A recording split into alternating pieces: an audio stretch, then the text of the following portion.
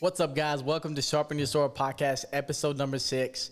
I want to say thank you guys for everything. I know I say it every episode, but I'm so grateful for you guys. I'm so appreciative of you guys. The support is unbelievable. I'm always getting positive feedback, and I'm getting constructive criticism every time. So I like it both ways because I know I need to know what you guys want, and I need to know what you guys like. So let me know, guys, what you like, what you don't like. This way I can keep giving you guys value and keep giving you tips so you can actually use it for yourself and personally and in your business. This episode, guys, on episode number 6, we are going to talk about a lot of business things. So it's going to be me and co-host Gio and my man Nate on here. And so a lot of people have submitted questions, and we're going to do this pretty often because I want to answer your questions, okay? I want to help you where you need help the most, okay? And it'll be me and Gio sometimes, and then we'll bring other business professionals on here, entrepreneurs on here that will answer the questions with us because I don't know all of it, okay? And so I want you guys to hear from different people, different entrepreneurs, people that had different journeys, because you can always learn from different people, and that's the mindset that we want, okay? So I want to say thank you guys again, and I am super excited for this episode. And like I said, co-host Giovanni is on here with me. He's the man. And then the guy that you guys don't see, the man that's always behind the scenes, I'm super grateful for him. I'm super thankful for him, Nate Milliken with Milliken Creative. Again, guys, he's the one that got me set up, okay? Like, I have to make sure I say thank you to him all the time. And I want you guys to know he's the guy that's behind the scenes that's running this podcast, the one that's doing the reels, the editing. So anything you need of that nature, he's the man, okay? He does weddings, he does parties, he does videography, photography. He does it all. So thank you, Nate, for doing all this for us. I appreciate it.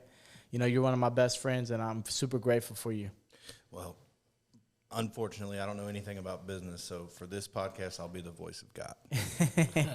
And Giovanni Jimenez, guys, the man himself. Hey. Let's get down to business, guys. Not business. Let's get down to business. It's going to get good. So today, guys, Gio posted to a lot of people we know and asked for questions. So Gio and I are always talking business. If you guys know me, like jiu-jitsu and like combat sports and the warrior mindset and business, that's me, okay? That's what I like. That's what I love. That's what I'm obsessed with. And that's what gets me going every single day, okay? That's the things that I love. And if you talk to me, if you ever have a meeting with me, guys, I can talk your ears off the whole day, okay? It can be, if we don't have nothing to do, I will talk your ears off the whole day. 100%. You just got to hit one topic of business, and then he's going on and on and on and on. So I'm excited for you guys to hear a lot of this. It's going to be fun. When we bust out the white sheets of paper, we serious. Oh, yeah. It's going to get serious here in a minute when we start attacking these questions. But what do you think so far about how far we've got in this podcast? I think I was kind of nervous when we first started because I was like, a podcast? I'm going to run out of things to say, or we're going to run out of things to say. But up till now, everything has been great. Every single episode, all the hosts, all the guests, Border, Donovan, Ben, the dynamic duo, Mahmoud and Jay. It's a lot of fun, and I look forward to all these episodes, and I look forward a lot to these episodes where it's me and you, because we could really get in depth and really like get into monologues, and like really hit topics in depth, So I'm excited for it, and I'm excited for the future guests, all entrepreneurs, business owners, athletes, whoever may be, come along. So I'm excited. You guys stick to the journey. It's going to be a lot of fun. Oh, yeah. It's going to be a lot of fun, guys. And like I said, we're always going to be bringing different guests on. And my goal with this is to bring different entrepreneurs on, right? People from all different walks of life, people from different careers, okay? This way we can hear it for myself as well and for you guys, so we can learn and pick up something from them. So if you guys have somebody in mind that you're like, man, I like that guy, or I know this business owner, or I know this CEO, CFO, whoever it is, that you think would be a good fit for this, let me know, and I will get them on. I've already started reaching out to a lot of people, and I have a long list already of people that we're going to have on the podcast. So we're going to add them to the list, and we'll schedule a time for them, and we'll get them on here. But that's the goal, okay? The main thing is to have the mindset that we can learn from everything, okay? I'm not a know-it-all. I'm not this business guru that says, hey, whatever I say is the only way, all right? Today's episode, I'm going to tell you what I've learned over the last 13, 14 years, working for myself and building a business and stuff. What I've learned, everybody has their different walks. Everybody has their different inputs. And I like to always tell people is take what you like and keep your ears open, because that's the way to succeed in business, right? You need to have your ears open, and when somebody's talking, shut your mouth, because sometimes when I'm around business owners, I don't talk. Okay, when we have a conversation, yeah, I'll engage with them. But other than that, I try to listen more than talking, okay? Because I like to be of the mindset, and I always tell myself, there's always something that you can pick up. And if your ears over mouth, then you're going to pick that thing up, because sometimes you're talking and you skip out on the details. You miss a small detail. And that little detail is what changes your business. That little thing that you hear can take you on a different route in your success, all right? So I'm going to give you what I think today, and Gio's going to give you what he thinks today, and we're going to go back and forth on a lot of these topics and go from there. And I really hope, and I think you will get a lot out of it. But I'm going to start off with a couple questions for Giovanni. Gio, so you've grown up, you've always told me this, like, you've grown up always kind of like interested in the business aspect, right? You told me you read like Think and Grow Rich, so you've talked about, you've read money, you've joined a few groups. I remember you talking about having some mentors in the past, and you've had projects that you've talked about with them and stuff like that. But now you've immersed in it, right? It's not like you were just on the outside of it. Now you're immersed in the business aspect. I'm always in your ear, right? I know sometimes you're like, man, come on. All right, quit talking. 'Cause I know I can talk, Yeah. Like yesterday we had our meeting, and I went on a long rant, like I went in depth into a lot of things. But that's like my thing. I love business, right? So since you're in it now, what do you see like the most, like what have you learned so far? I mean, it's a lot of things, I'm sure. But what's your viewpoint? Let's make it a little more precise. What's your viewpoint now on business compared to what it was now that you're immersed in it, right? Yes. Mm-hmm. So the biggest thing I've learned, well, there's a lot of things, but this is one of the biggest things that I've learned in business. So when I used to just be reading books, all these books by all these guys, Rich Dad Poor Dad, Think and Grow Rich, all these self-help books and these business books, is you start to think that there's only one way to do business, and that business is it's a linear path, and that I just got to hit these things and I'll get there, or that there's rules to the game, right? And there are rules to the game, but what I've noticed is business is probably the most fun game you can play, because at the end of the day, the goal is to win, right? In terms of monetary sense, right? Because if you're a business and you're not making money, then you're not a business, right? But the sense is that you could do whatever you want, and I've realized that working at the academy and running the academy is that nothing is set in stone. Nothing is, you got to do this, and then you got to do this. There's systems in place that get put in the business, but you could just shift, do this, do a different marketing thing, do different events, or you could do nothing at all, and the business dies off. The culture's bad, your team is bad, right? You could have events with your team at the restaurant you're running or at the business you're running. So that's what's so cool about business, is that it's not one way and this is the only way I got to do it. Is you can apply everything that you know into the business, I guess that's one of the few things where you can literally apply everything that you know into business. So my view was, I just got to learn this course, learn this book, learn the steps, and I'm going to get there. So the thing is, there's so many steps, there's so many things you can do, and that's what's fun, because Nothing guarantees that you're gonna succeed. Nothing guarantees that you're gonna get the rewards. And at the end of the day, it's competition, you know. So you can win however you want to win, right? There's no rules, right? You can't do this because that's a foul. You can't do that because that's a foul, right? As long as it's not illegal. But that's what's so much fun about business. It's so much mental game. It's a mental game. So you gotta be more creative than the opponents. So that's what's a lot of fun about business. And I didn't think it was like that. I think it was just linear. Do this, and you'll get there. You got to think a lot of outside the box. So it's not just a business degree or a certificate, and that guarantees you success. Oh, no, 100%. You know, it's like or just opening the business. Hey, I want to open a shoe store, or I want to open a clothing store or a boutique. I just open it, and people are gonna come. It's gonna work. Damn, it's that easy. Just open and close the door. Yeah. So that just reminded me. Like I had ideas of businesses that I want to open, right? Like restaurants and other things, where I thought it was I just got to find the location.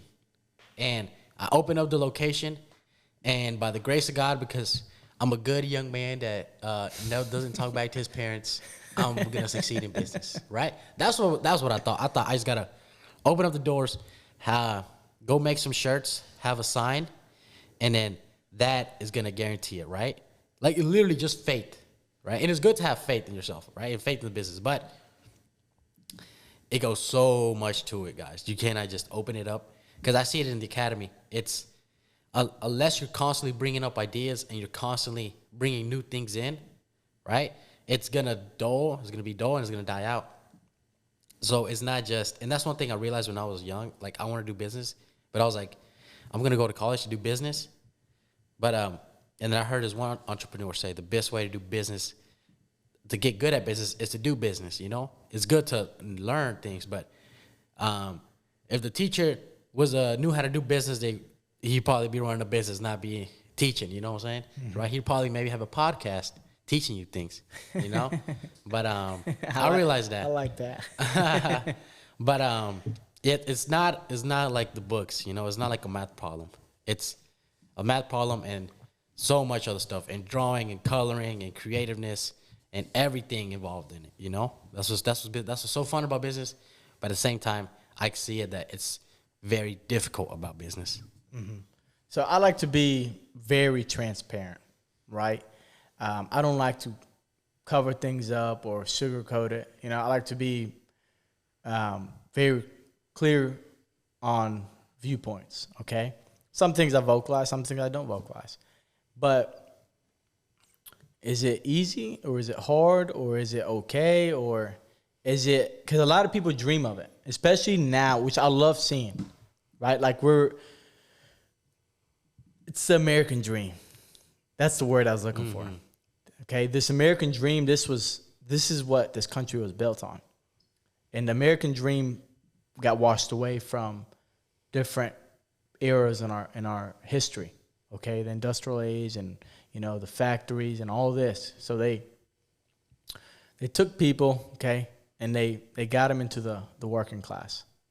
This is where people are like, oh, Mo, you're getting into muddy waters, okay? But this is what they did. They took people that were an American dream, where we bartered, okay? You were a farmer, you bartered. You needed this, you bartered with your neighbor. You bought and sold your fruits, your vegetables, your meat, okay? You had a skill or a trade. You used that to make money. Some people were what's the term for it? Like made shoes for the horses. Mm-hmm. You know, some people were blacksmith. So they used their skill and their trade to trade and barter and sell things. But they did it for themselves. So they still saw their wife. They still saw their kids, right? On one of the last episodes, I said that the dad spent time with the kids, you know. But he was able to spend time on the farm and spend time with his family. So we're going to get to that point of the freedom, you know. We're going to get to that point eventually. But and then the industrial age came in, and then they got everybody in the working class and all of that, okay? And we lived through that for a very long time. Okay, but now we're seeing people that are wanting to go back to that. And I wouldn't say the circumstances were exactly the right circumstances because I'm not gonna say it because of YouTube. I don't know what YouTube is into, but the P word, the C word in 2020. Okay, when we had the shutdowns and stuff, and people are like, man, I don't know if I want to work for this company. They treated us bad or whatever. They made us work and they risk us and this and this and this and that. And maybe I want to do something and work for myself. You know what I'm saying? Maybe I want the freedom of working whenever I feel like it. And this has happened. That's why we have a big, huge unemployment problem, right?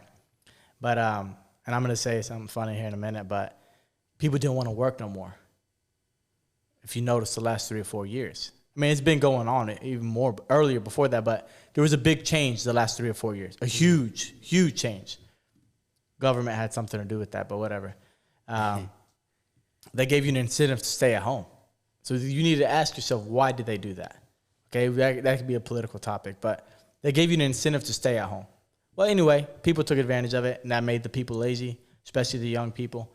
But some people out of that group were like, man, why not have the freedom and work for myself? Because they got lazy. They don't want to go back to work, but they have to go back to work. But they don't want to because they got lazy. So now they're looking for things to do. They don't want nobody controlling them. They want freedom.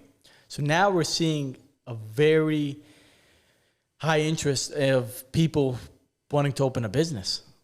But now, where are they going? They're going to e-commerce, you know, instead of brick and mortar.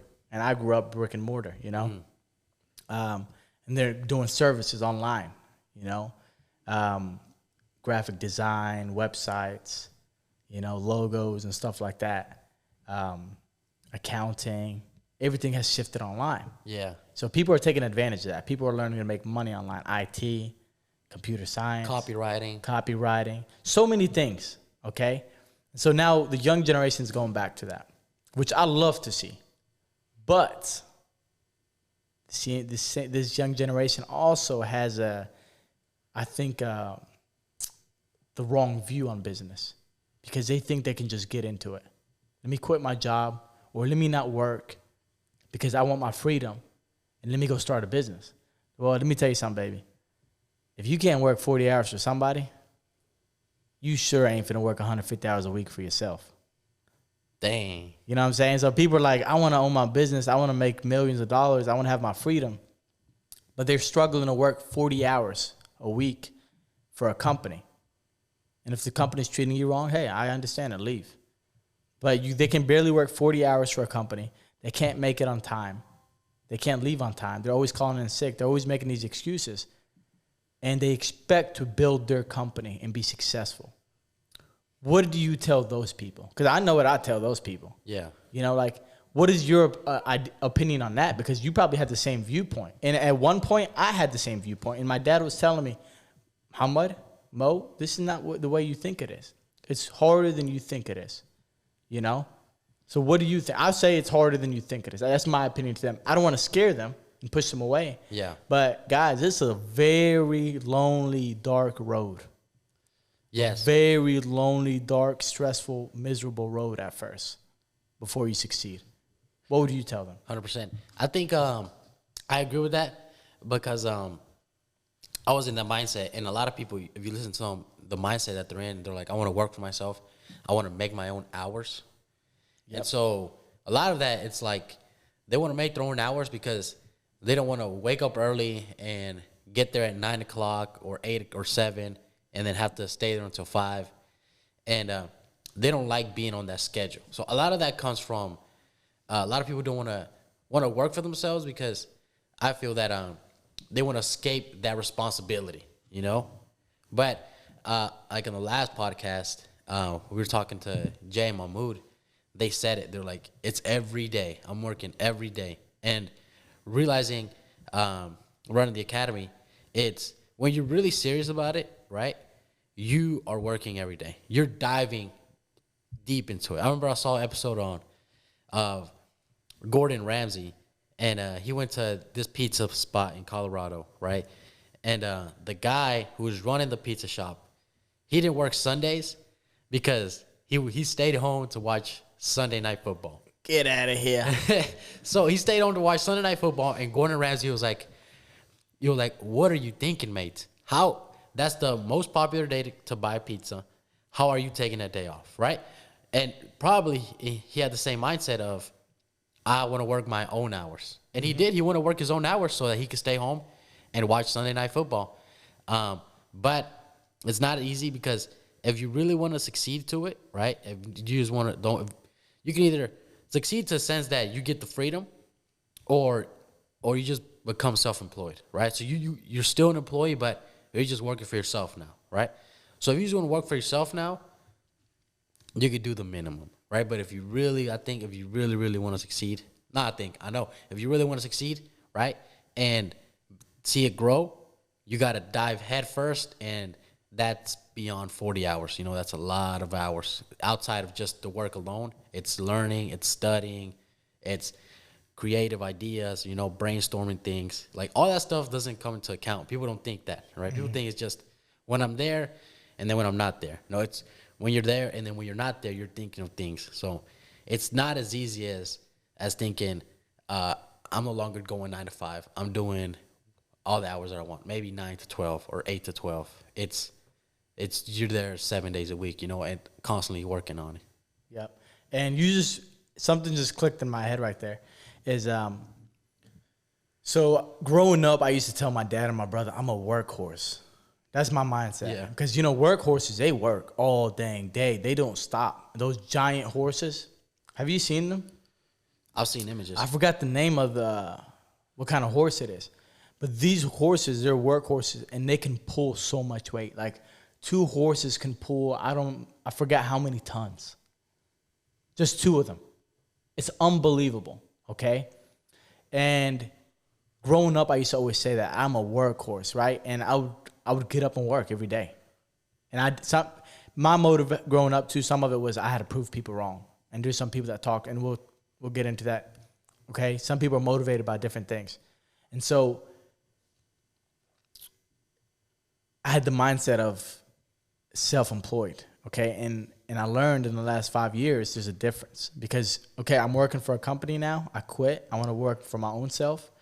Okay, exactly what that is I'm working for my own self.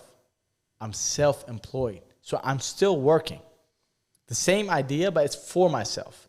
But since it's for myself and the company I built, I have to work harder. Okay, and so the real goal is not self-employment.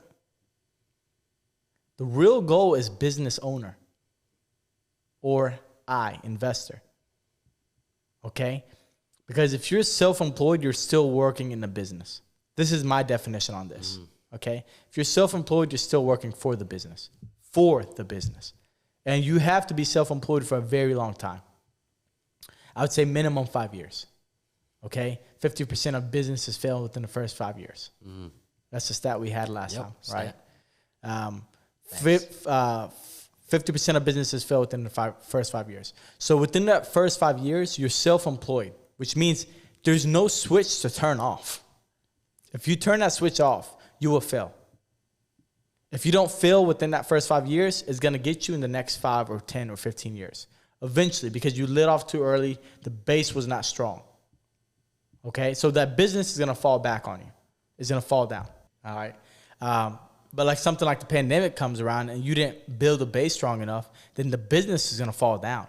And I know so many people that I personally know that lost their business during that time. And so that's why you need to work for your business day and night for the first 5 years at least to build it up. Okay? You need to make sure that it's super strong and it's ready for anything, right? Because like always, like I've told you before, guys, something is going to come get your lunch money.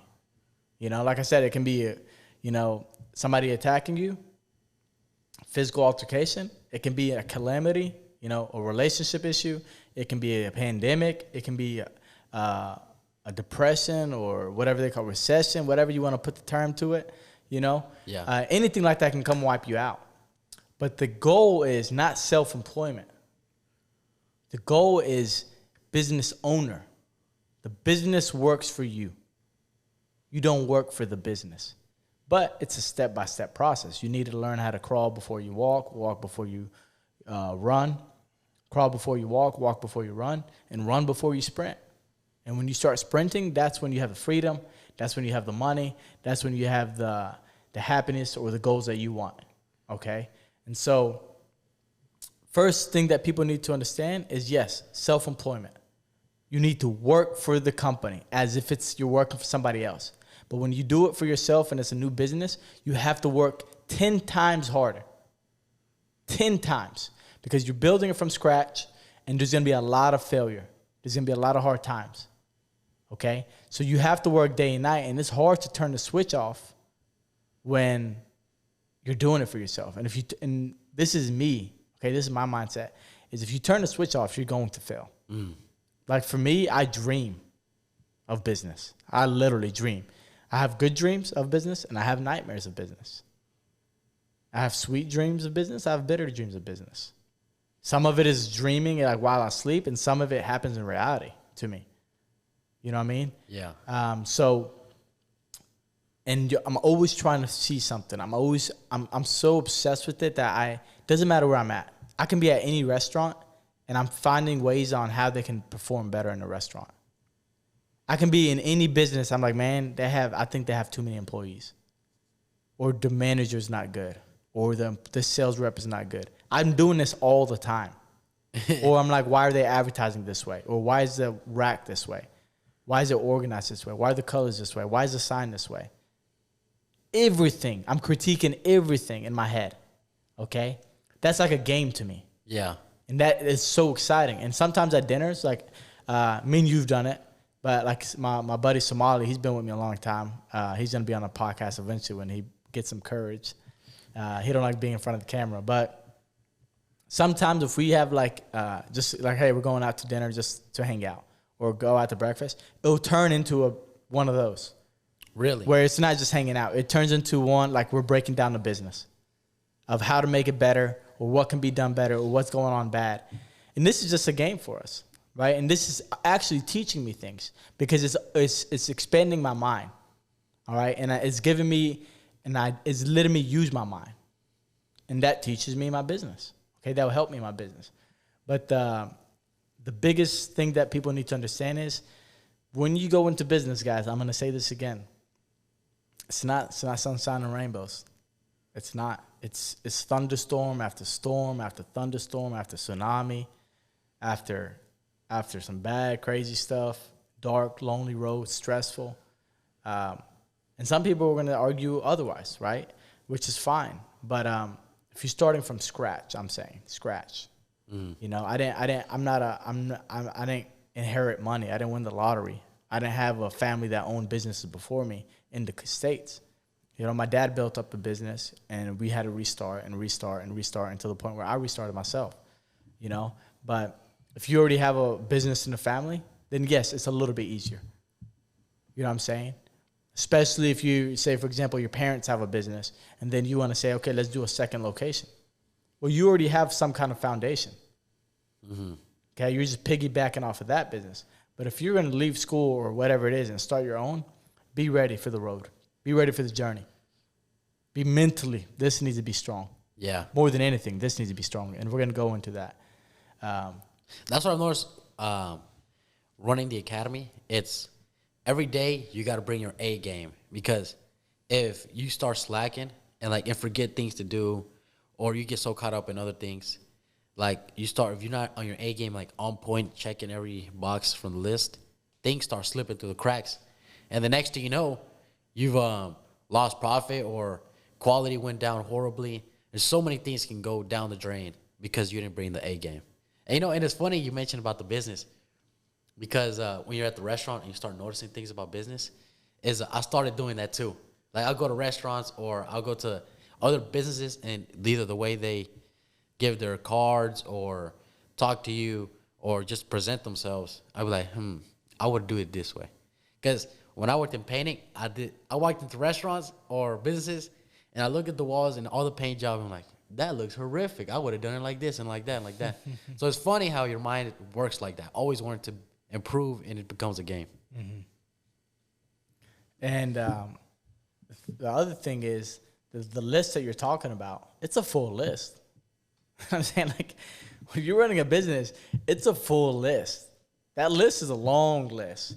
Because if you think about it, like if you start just with basic things, right? You need to make this to-do list of things to do in your business every day. Okay? The windows need to be clean. You need inventory. You need to check this. You need to make sure the supplies are there. You need to do your payroll. You need to pay the bills. You need to have your orders. You know, what are you going to order for this week? Okay, the holiday's coming up. What do you need for the holiday? You know? And every business is still the same idea. Okay, but in like retail and like, for example, mattress and furniture or clothing compared to restaurants, it's just food and textiles or you know, good physical goods, you know, or an academy or a gym. Yeah. Shoot, somebody asked that question. One of my good buddies, he trains with us. He asked that question, what's the difference? And it's a big difference. Yeah. But it's still the same idea. Is there's a holiday coming. What are we going to do for this holiday? Okay, we're running a gym. What are we going to do for this holiday to get people's attention for Thanksgiving? Okay, at the furniture store, same thing. At this cafe, same thing, right? For the gym, is maybe we're going to, hey, let's run a Christmas sale. Get your loved one a program. For the furniture store, hey, Black Friday sale, Christmas sale. For the restaurant, hey, we have, you know, turkeys for sale. We have apple pies or pecan pies. You know what I'm saying? Which I tried that for the first time last year. Did you really? First time. Boy, I'm ready for it this year. So if you guys know somebody that got good pecan, and do you say pecan or do you say pecan? I say pecan. Pecan. You say pecan? I say pecan. You say pecan? Which was the correct one? Is it pecan? Dude, I don't think there is a correct one. I don't care what anybody says. There is no correct way to say it. There's not one. You know what I'm saying?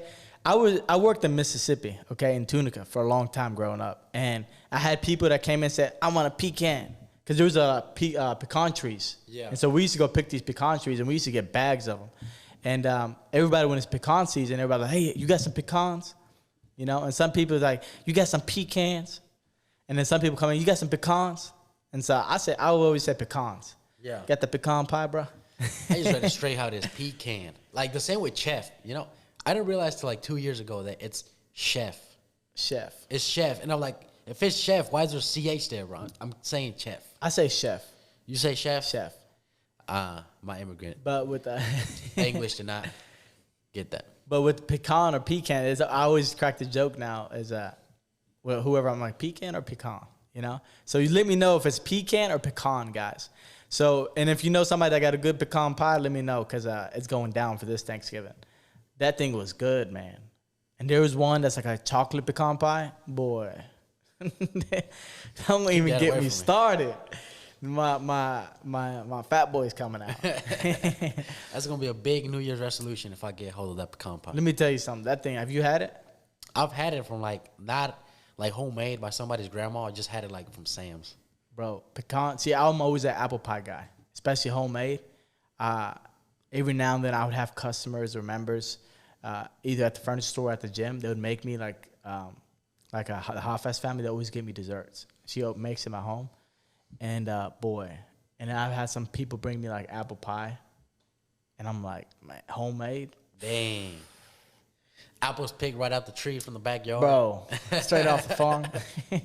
Crazy. So, pecan pie, guys, if you got anybody, or apple pie. So, I don't know, I got sidetracked with that. But like for the holidays, I got too into the food. Like that's something that you mentioned, like how I mentioned creativity, like that thing about the holidays. Like he just mentioned like the sales, the events.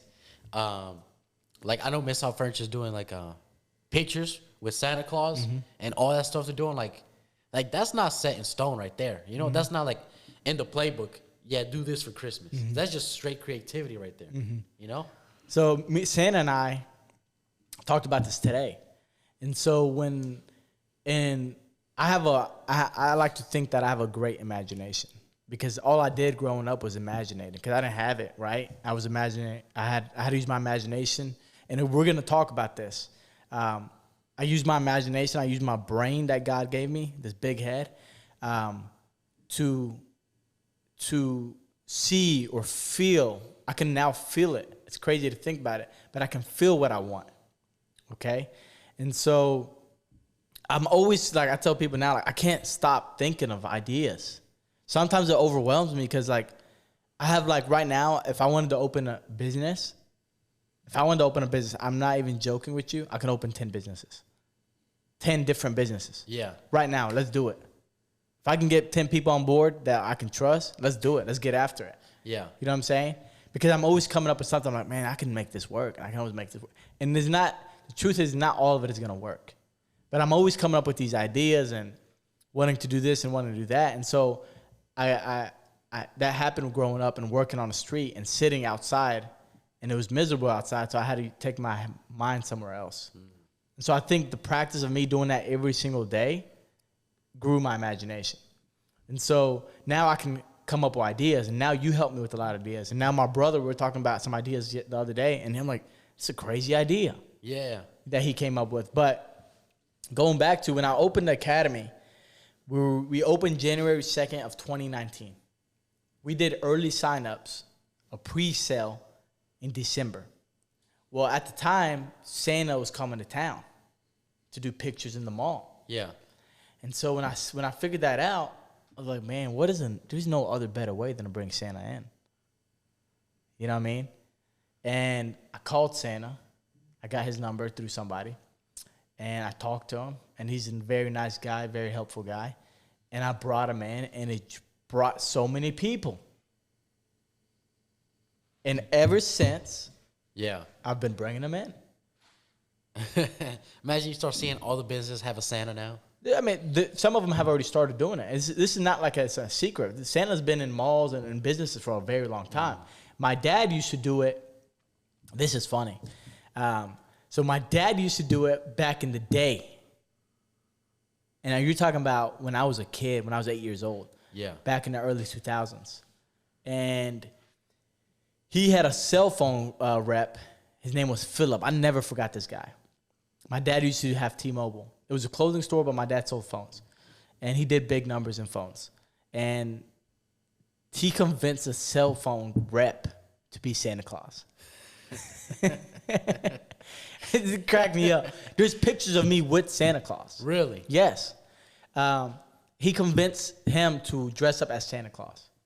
And on behalf of the rep, like, shout out to him too, because it was a sale. So he knew the phone sales were going to go up. Yeah. All he had to do was dress up as Santa Claus. He was a bigger guy, okay?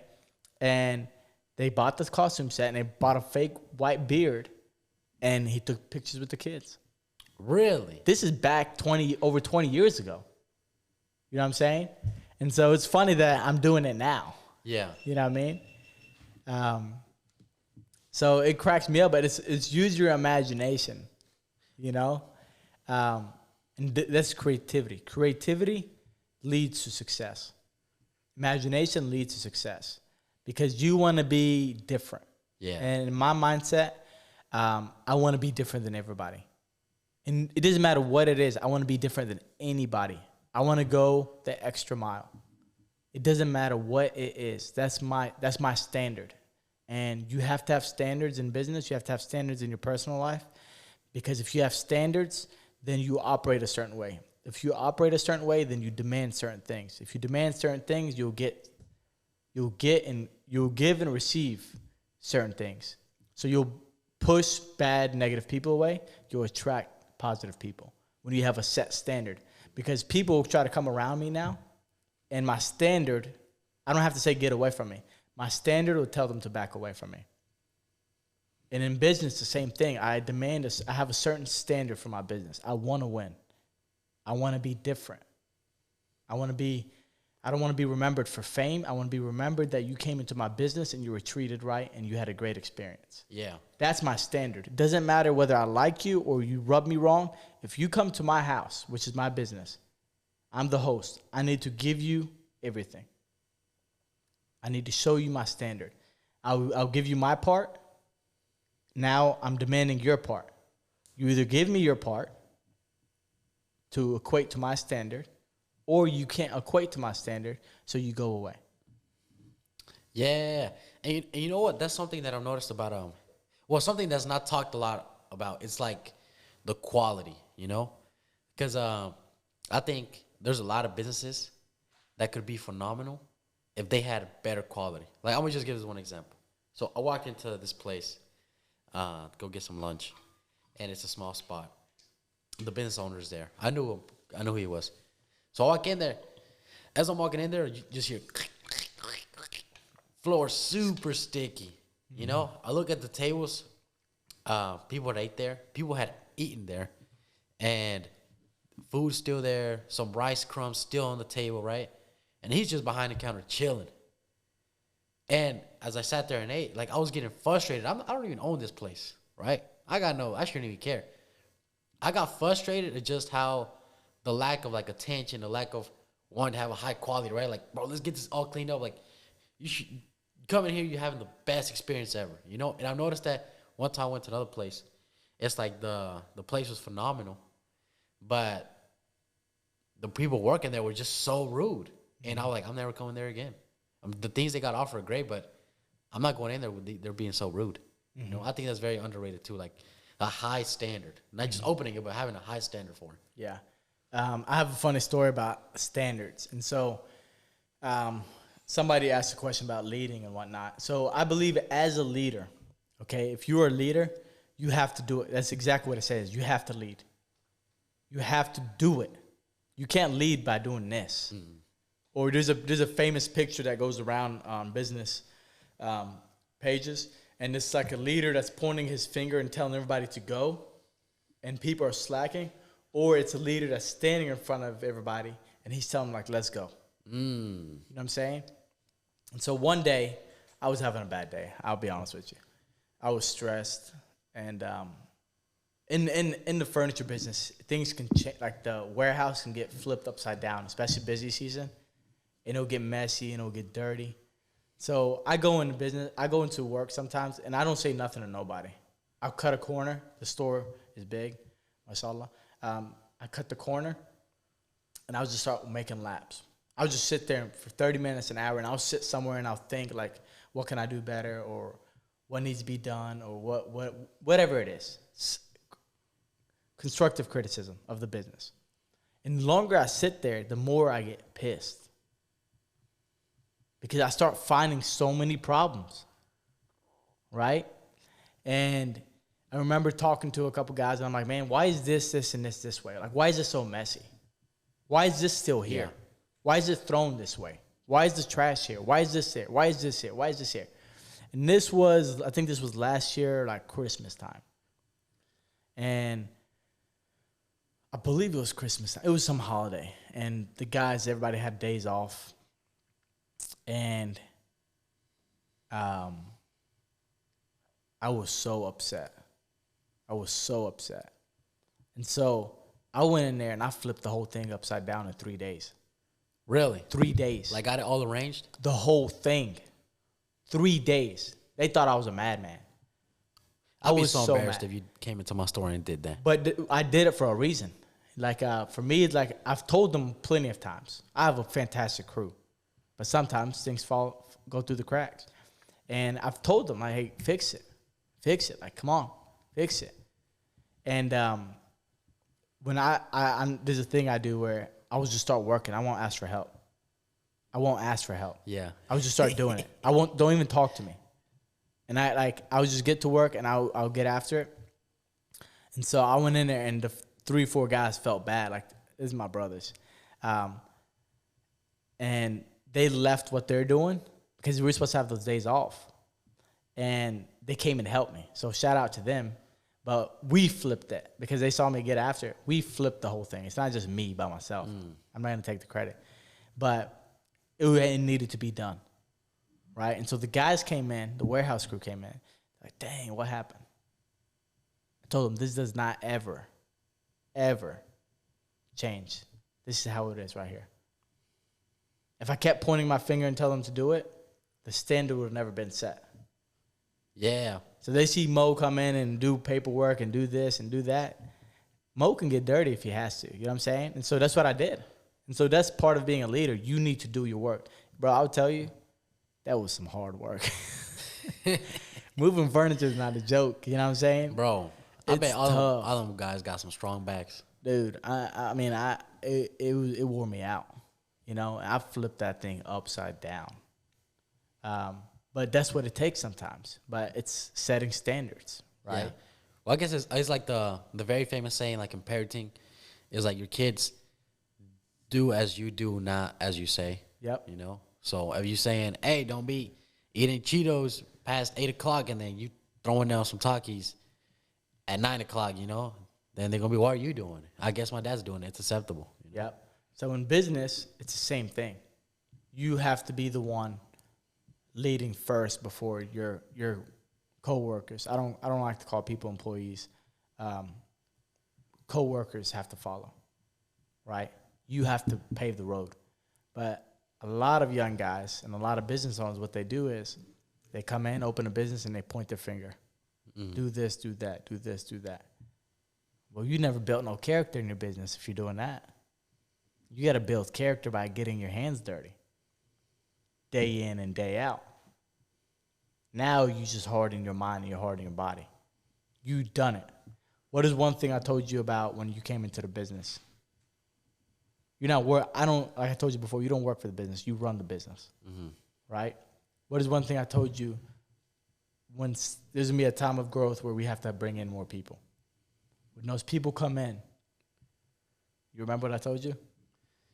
When those people come in, it was what I don't know if this is gonna exactly, but when those people come in, they're gonna follow what you do. Yeah. And then when you ask them to do something, you better have done it yourself. Because if you ask them to do something you've never done yourself, and then they ask you to do it to show them how to do it, and you don't know how to do it, no respect they're gonna have for you. The respect is out of the way. They're not even gonna take you serious. But I think when the same deal, like if I tell somebody to do something, and they're like, that's not possible, and then I do it, the eyes open up. They're like, dang, it is possible. And the respect goes to the roof too. You know, so you got to walk that path in order to be able to show people how to walk the path. I was trying to see. It was a pop quiz to see if you got it right, and you got it right.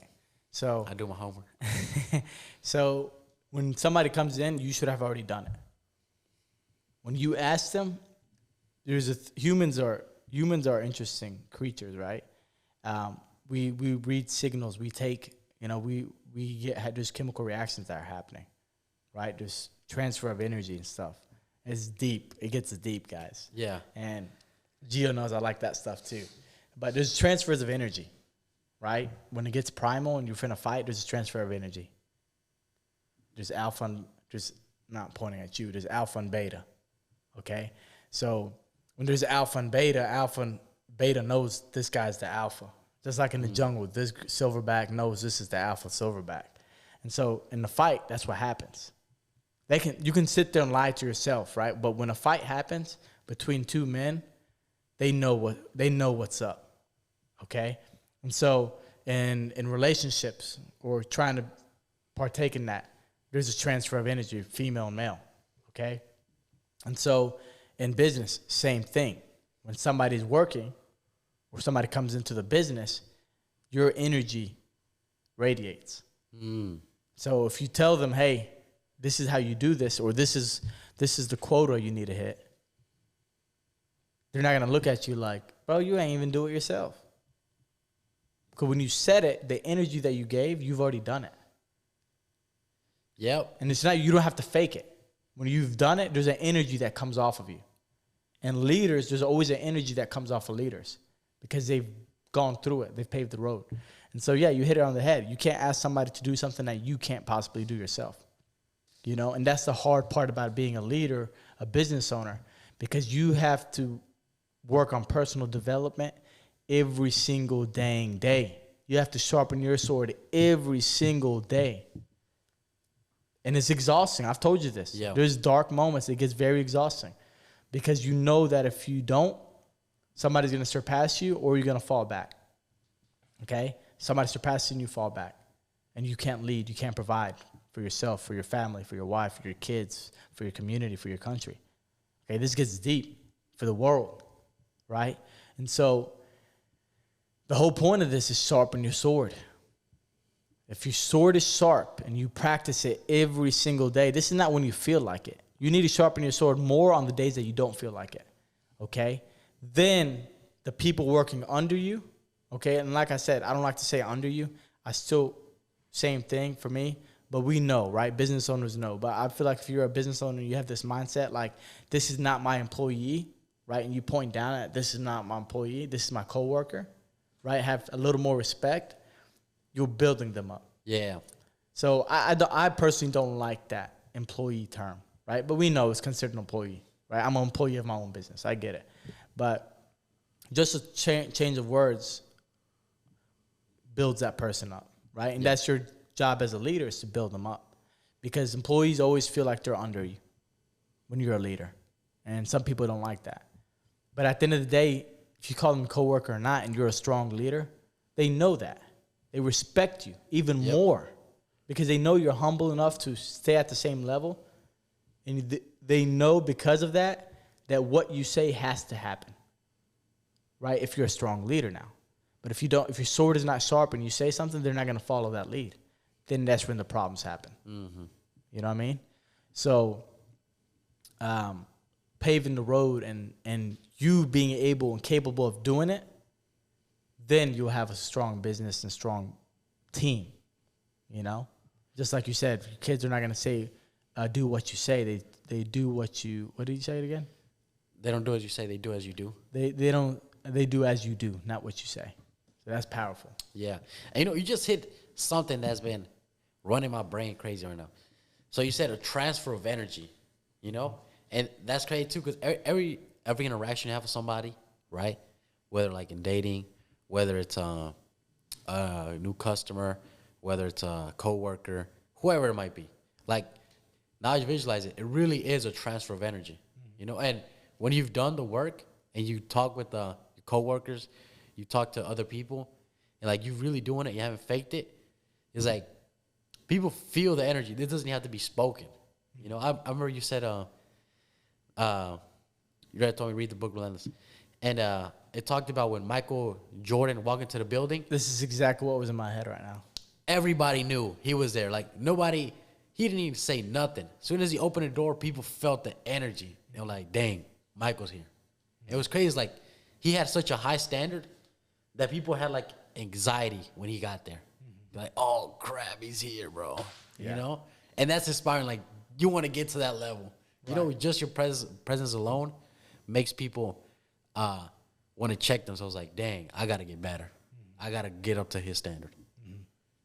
And when your sword is sharp, you give off that energy, right? And like I said, it gets deep, right? As a leader, you give off a certain, as a strong leader, as a respectful, as a good leader, as a good human being, right?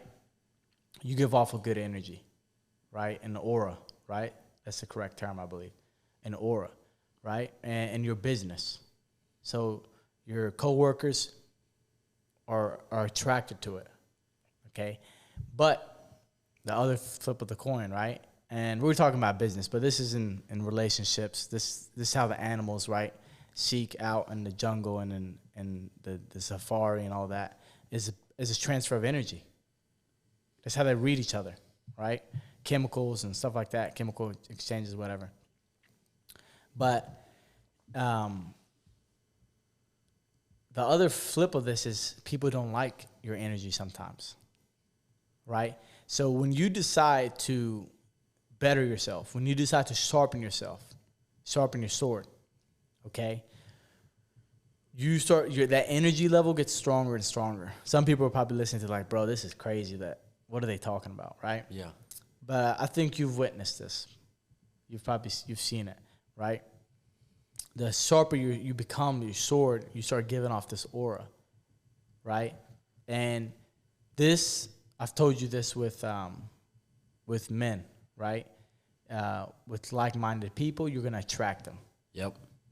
Okay, so like when we went and saw Ryan Stewman, a successful entrepreneur, and like when I saw him, I got very motivated. Mm-hmm. Remember what I told you? Yep. I got very motivated. Now, some men will walk in and see a successful person, and they'll hate on him. Yeah. They'll be jealous. They'll be envious, and they won't like him. It's because they're lacking something. They're lacking that thing, and that thing is whatever you want to put in there. Okay? So when you feel like you are less or you have less of something, then you have malice, energy towards somebody. You can't get along with them. But the good thing about that is, okay, I always look for the positive. The good thing about that is you it's like a filter. Yeah. You know what I mean? So when your standard is so high and your energy is so strong because you've forced it every day, you've hardened your body, you've hardened your mind every day, which the more you do that, the more you sharpen your sword, the stronger that gets, okay? You're going to push the negative away from you. They may try to hang out with you. I've had guys, so many people specifically the last year, that have been around me a very long time, and specifically because I'm always evolving, right? I'm always trying to evolve. They're not with me no more. Just within this last year. And they were negative toward me. And people have come up to me and like, man, it's good that they're not around you no more. You know, but that filter was up. It took longer, 6 months, 8 months, a year, but it pushed them away. So it's actually doing me a favor. Yeah. Right? Because my standard is so high that it keeps certain people away from me. I'm young and I'm still young, right? I'm 28, but I'm not here to BS. I'm not goofing off. Yeah. You know what I'm saying? I've told you this, and I tell you this too. Like, hey, don't goof off. Yeah. Right? I want you to have fun, and I want you to enjoy yourself and enjoy your youth, but don't be goofing off. There's a time for having fun, respectfully, and there's a time for serious work. But so since I'm not goofing off and I'm not dropping my standard for certain people, it pushes them away. So it actually does you a favor, you know. And when you translate that to business, you set the standard in your business, then it'll push the negative employees away, because a bad employee, okay, is a cancer to the business. May not show right away, but a bad employee with an unhealthy mindset, a negative mindset, is a cancer to your business. And slowly, that cancer grows. Slowly it grows. So if you have a strong team, say if you have a strong team that's been with you for 5 years, for example. Yeah. 10 guys, let's say 10 guys that have been with you for a very long, and you can rely on these guys, and these guys' performance is unbelievable. And then you hire number 11. And number 11 comes in, he's late, he's whining, he's crying, every dang day. Like, first of all, shut up, right? I can't be around those people. I can't. The complainers? I cannot be around them. Some people are like, bro, you're extreme. I cannot be around you. I can't do it. And so that number 11, give him nowadays, give him 6 months. Not even within the first 6 months, he's going to make the top 10 guys, one of them slack. Oh, my God. I've seen that happen. He's going to pull them down, okay? Now, give him a few more months, it's going to be 3 guys pulled down. Those guys are not going to be horrible, but their performance went from a 10 to a 9. And going from a 10 to a 9, even though that's passing at 90%, right? In the business, that can be 5,000, 10,000, 20,000, 100, 300, 400,000, a million, 2 million. What's the scale you're talking about? Yeah. You know what I'm saying? And then give it a year and a half. One of the top 10 guys, you're going to lose him. And then that guy, he won't last. That negative guy won't last. Okay? So you don't want those people around. You don't want them in your business. You don't want them in your friend circle. You don't want them around you at all. And for me, you're a whiner, you're a complainer, you're a crier, you have a weak mindset, stay away from me. Because people don't understand the influence on your inner circle. The influence, that person that's in your inner circle, is unbelievable. They will drag you down. They will drag you down more than you think. Yeah, 100%. And I've seen it happen, not just in I've seen it happen in a work environment. Like, people start slacking, cutting corners. And like when I was working in painting, you're literally cutting corners. So once one guy gets slacking, it's so easy for the other people to slack. And a great example is, so at Muay Thai, at the end of ab workouts, at the end of the class, we do ab workouts, right? You start doing flutters, right? And so it's always who's going to drop them first, right? And you never want to drop them. But if you're holding on, trying not to drop them, and you look at other people, and they drop them, you automatically feel relieved, and you feel, okay, I could drop them. Yeah. If that person did it, I guess it's okay for me. You know, like, the weakness spreads. The negativity spreads, you know? And when one person's slacking, I've seen it. It kind of gives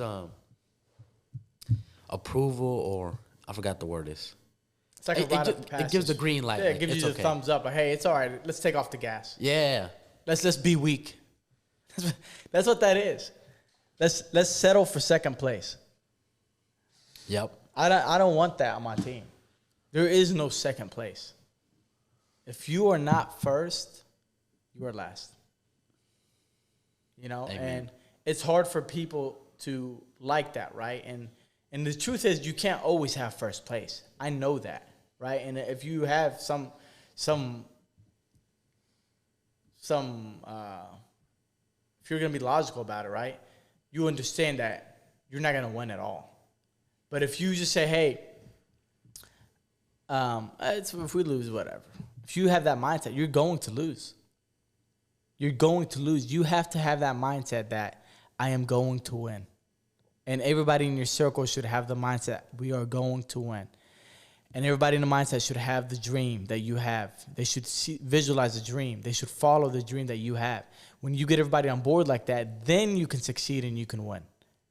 But that one person that's going to be slacking and like, whatever, you're not going to be whatever your dream is. You're not going to be on a yacht, or you're not going to be able to, you know, put all your kids in private school, or whatever that goal is, okay? Then it's not going to happen. It's not going to happen. People don't understand how much impact that one negative person has on you. You know what I'm saying? Look at cancer. Cancer can start like super small in your body, and the next thing you know, it's all over your body, and then it kills you. Yeah. Super small. You know what I'm saying? And I've had a lot of close people to me pass away from it. You know, I don't want to use that as a necessary example, but that's what it is. Negative people are a cancer in your life. Yeah, 100%. And I've noticed it, like, I've been in previous relationships that where you're with a partner who's very. I don't want to sound like I'm a promiscuous person. I'm not. I like how you said. I like how the tone just completely changed. Just move on. Okay, you're in a relationship. Anyway, so look, when you're with the person and they're all so negative, like you say, "How's your day going?" or whatever, and then and they're like, "Oh, just hanging in there, you know, it's going right." Like, believe it or not, just that alone, like, what do you imagine? Like I heard this the other day. It was like, what do you imagine when someone is saying hanging in there? Just hanging onto a cliff for dear life. Like, that's what I visualize. That doesn't seem like life right there. Like, oh yeah, I just want to be hanging in there for my life, you know? I'm doing great. I'm doing phenomenal. Like my friend Tad, living a life one day at a time, right? So that's what you want to hear. And you don't want to, like, especially like in business, you don't want to be, you already got to give so much energy to your job, even if you don't got a business, to your job, right? If you strive for excellence, you got to give so much energy into that. You don't want to be giving energy to a negative person, you know? So they drain you, bro. Yes, and you got to be there, like, dumping your love and be like, no, it's okay, it's gonna work out, right? Every now and then, it happens. Everybody has bad days, but every single day, every single week, you gotta build them up. You know, like, when I'm not gonna be able to build myself up because I'm so focused on building you up. But how much? I want to ask you that, like, how much does your partner that you choose, right, when you're striving for business or just for excellence in life, like, how much does your partner affect your everyday performance?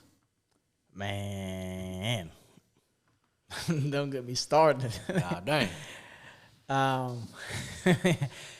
Man, they have a big impact on you. And so there's a lot of things I don't talk about. I just like to keep private and whatnot. But I've had people in my life, right? And when you say partner, it can be, you know, boyfriend, girlfriend, husband, wife. It can be friends. It can be family, right?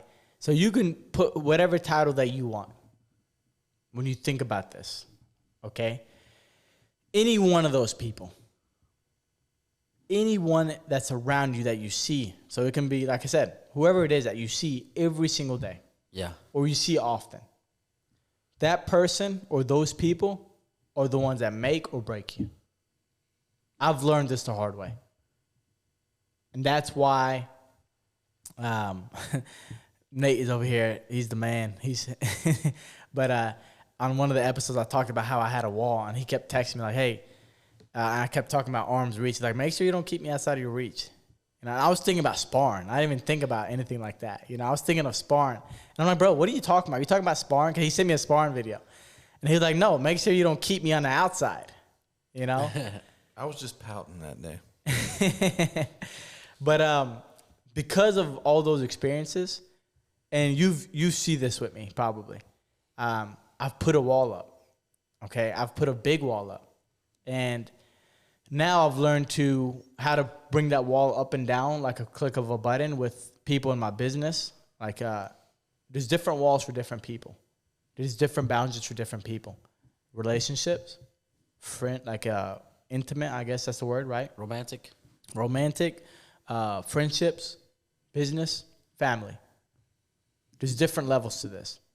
Okay, there's so many levels to this. There's acquaintances.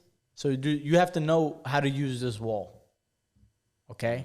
And you need to know how far to keep it out and how far to bring it in. Okay, so you need to manage the distance, like in fighting. You manage the distance, you win the fight. Okay?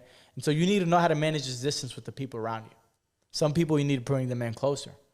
Some people you need to push them away farther. Okay, so whoever that's in this circle, I say the inner circle. The inner circle is the people that are closest to you. Husband, wife, boyfriend, girlfriend. Like me and you. I see you every day. Right? So you're in that circle. So these people are the ones that make or break you. These are the ones that make or break you. So if you have this partner, okay, that's doing what you said, every single day, you won't last. You will not last. You're not going to be happy, okay? And if you're a business owner, it's going to eat your business because those people drain you. They suck the energy out of you, you know? Yeah. And the thing is with being a business owner and having some sort of success, it attracts people to you. And I hate it.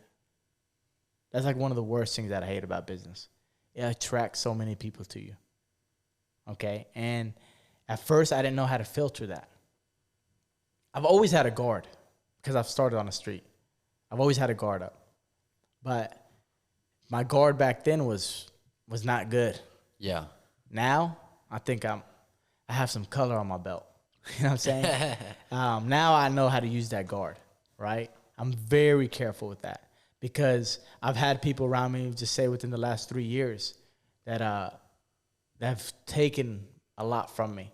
You know, not like monetary necessarily, but I mean, some of it was monetary, but monetary and emotional, spiritual energy, which you need all of this to succeed, right? But if you're pouring into this person over and over again, your friends that are always whining and crying, your girlfriend, boyfriend, husband, and wife that's always whining and crying. Yeah. You know, that family member that's around you that's always whining and crying. These people are just sucking the life out of you.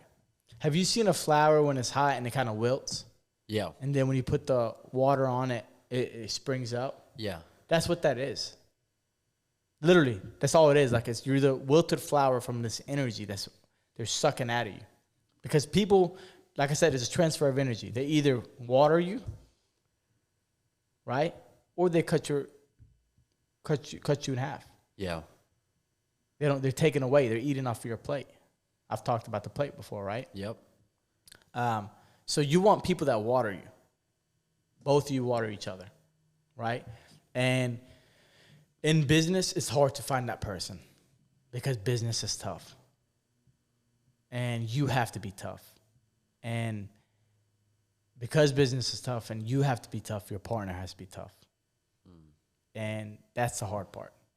You know, so you have to find something. And I posted something about that today. Is having that person that's sees the same thing as you.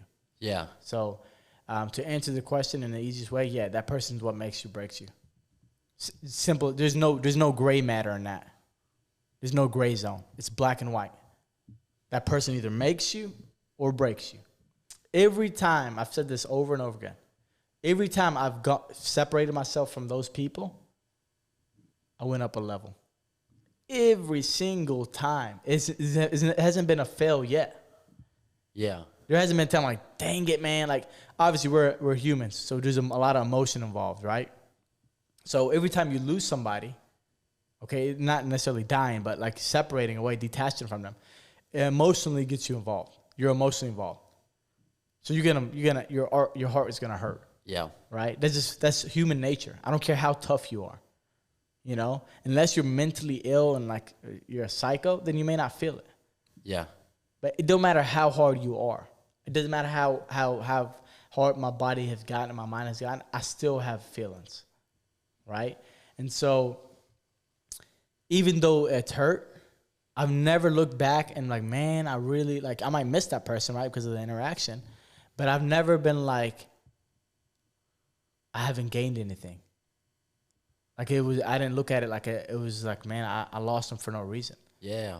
Every single person that I've lost, I've leveled up. Dang. Every single one that I've lost, I've leveled up. It just shows they were holding you back. That's all it was. And like I said, every time I've separated from them, I went up a level. Crazy. And so now, because of that, and I've known that, I've learned that, the walls are up. I know how to manage my distance now. I know how to keep you away or bring you in. And so, as a leader, you need to know how to use that. Yeah. And you know what? I think it's very difficult, like you said, because emotions are involved. And like you're with the wife, girlfriend. And we're not saying break up immediately with people, you know. These divorce lawyers going to have the phone ringing next week. But, or like you have friends or whatever. It's like, man, I don't want to cut ties with my homeboy. We've been friends for 10 years plus. You know, how am I going to cut my homie off? You know? But I feel like at the same time, it's like, dude, you're dragging that person along, you know? So it's like you always hear, it's show me who your circle is, like five people close to you, and I'll show you who you are. And it was like, I heard this other quote by Dan Pena. He was like, hang around cripples, and you're going to learn how to limp. Yeah. You know, like, dang. That's one of my favorite quotes. Yeah. So, the power of association is very powerful, guys. Yep. And that's why you see, because a lot of people don't pay attention to it, right? Because responsibilities and life gets in the way. So you just keep going on a cycle and you start ignoring it, right? But eventually what happens is that it gets so bad and so problematic and so stressful that after 5 or 10 or 15 years, you separate. Business partner, business investor, relationship, friendship, okay? It eventually eats you down to the point where you lose them, okay? And the unfortunate thing is when it takes that long for you to recognize, you lose the person, and then you lose what you got. Dang, double whammy right there. That's the problem. That's the big problem, right? So that's why I'm very, very, very careful. I'm super careful. I know this guy. I don't know him like close. This guy is this dude's a big baller. Okay? I mean money. Real estate guy. He's a whale. Dude, he's a whale. You know? And he's married. He's an older gentleman. And he had a portfolio. You know, like real estate, a big one. Big one. And had problems with his wife. You know, I'm not going to say, I mean, use your imagination, but negative. Right? And he was in his 50s. Because of what happened, it broke him down so bad. You couldn't even talk to this guy. you couldn't even talk to him. Wow. It was like a walking, like zombies in movies, they're like energetic and they're chasing you. Yeah. And then you got zombies that are barely standing up, Yeah. that are like dragging their feet and they're walking very slow. That's what he was. I mean, he was alive in front of you. His heart was beating, but he was dead. Wow. And, I mean, they've been together 30, 40 years, however long they've been together. And in his business, he did not care about it no more. So he lost some of it. He lost some of the portfolio, obviously. Divorce. Okay. Which I don't like the laws in this country on that. Some people are going to call me out on that. But I don't like the laws of this country on that. So he lost the portfolio that he once had. But during that time, he did some slick stuff, he didn't care so much, so he just like cut the prices. Yeah. You know what I mean? So he lost. There was no win for him. Yeah. He lost all the time that he put in with that, and then he lost monetarily, and then he just at the end I would say he lost. He lost everything. Wow. You know what I'm saying? So whoever's around you is, and I've met this guy 7, 8 years ago, 6 to 8 years ago. So I've never forgot this guy, and he's told me some of the things along the lines like, hey, be careful. Like, be careful. If you know me, guys, like Gio, what did he say? Like, I'm an old man and a 20-year-old body. He's a boomer in a 20-year-old body. All of my friends are in their 40s and 50s. Like, I remember being at a watch party, watching UFC fights. I looked around, everybody was in their 50s. I was the only 28-year-old in there. Yeah. I'm saying, I'm like, bro, I'm really hanging out with 50-year-olds, right? But I'm glad, right? 'Cause I have a hard time hanging out with people my age because of their mindset. Yeah. I really have a hard time doing it. Adults, obviously, in their 40s and 50s, they're mature. They got a career. They got a wife, kids. They're settled down. So, they have things that I'm aspiring, and I want to learn from them. And almost every single one of them, that talks to me, I don't even ask them some of the times. Yeah. You know what they tell me? What they say? Is be careful with who you pick. Every single businessman that I know that's in his 40s or 50s, be careful with who you pick. That's crazy because you be telling me that all the time. You're like, find the right one, bro. Don't just, you got to have a high standard, right? And you say to me so much. I was saying it to you yesterday. You were saying it to me yesterday. You said it to me so much, right? And I'm not married, right? That you kind of blow it off. I'm like, really? How, I'm not gonna lie. I was thinking is it that serious? But as you say, it's it really is that serious. And it's hard to grasp it until I guess you have consequences. Yeah. And then you're like, dang, I really should have paid more attention to who I surrounded myself with. Yeah. So now, I'm not gonna say I'm a wizard, right? But now I can have a conversation with you, and I'll decide day one. I can decide day one whether I want you in my life or not. And this is in any form of relationship, business, friendship. On the first day that we talk to each other, I can decide. Now, sometimes, I need more than one face-to-face talk. And when you're talking about bigger business opportunities or bigger things on the line or the serious relationship, usually the standard that I have now filters everything out for me. Filters a lot of things out for me. That's crazy. Yeah. I guess that alone prevents you from doing all the work of breaking up with somebody or breaking ties or having to explain things to people. Why don't we hang out no more? Why you changed? You're different. Just right at the get go. Yeah. Either you mix or you don't. Yeah. And I listen closely. When somebody's talking to me, I listen closely. Right? I always tell you, people say things. Yeah. They don't know they said it, but it means a certain thing. Right? Some people are like, Mo, you overthinking that. I'm like, no, I'm not. I've heard that before, and I've seen what that's caused, right? But I listen very closely. I watch your mannerisms. I watch how you talk. I watch how you act. Yeah. I watch what you do. You know what I'm saying? And usually from that, I can get my answer, right? And so your inner circle, guys, whoever's in your inner circle, you have to pick the right people around you if you want to succeed. And it hurts, but some people you have to push away from you. Okay, and that's the sacrifice for success. That's the hard part about success. 100%. 100%. Like having to cut people off. It's like I had friends that I used to hang out with.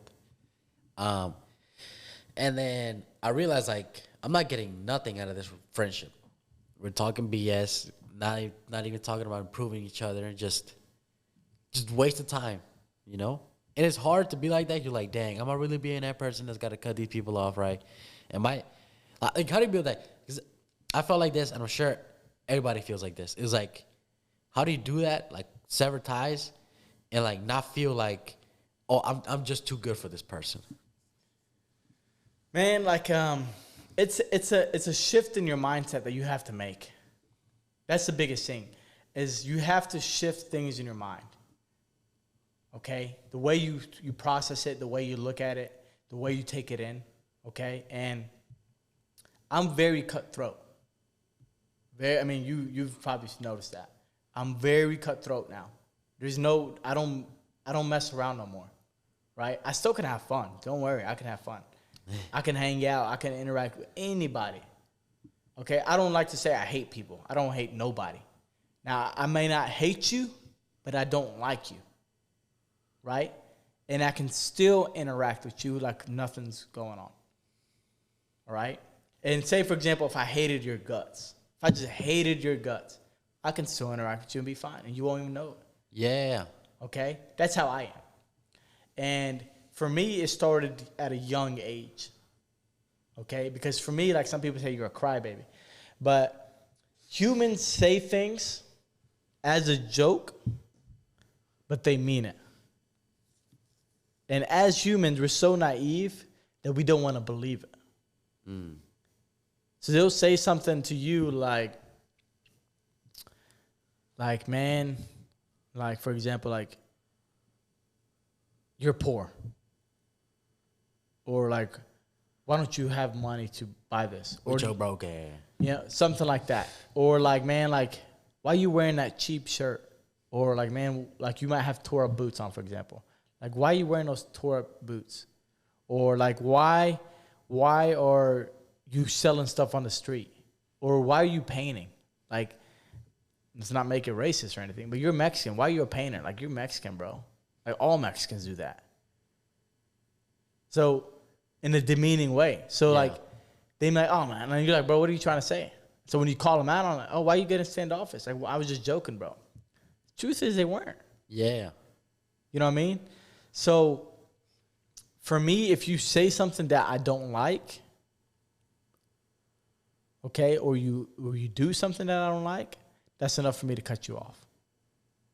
And for me, I had the experience of doing that at a young age. At 16 years old, 15, 16 years old. And back then, I was a teenager. I didn't know anything about being extremely mentally strong. You know what I'm saying? And so I would get very invested in that. Like, if I lose somebody, I would get very invested and I'd be upset about it. Yeah. You know? I remember one of the first people that I've kind of separated from, I was 18. He was a friend of mine, and a lot of people knew us. We were like the duo, right? And we went our own ways. And that was tough. Yeah. That was very tough. People until today bring it up. Really? Until today. You know? And it was tough back then, but that was a blessing in disguise. So for me, I had the trial and error at a young age, right?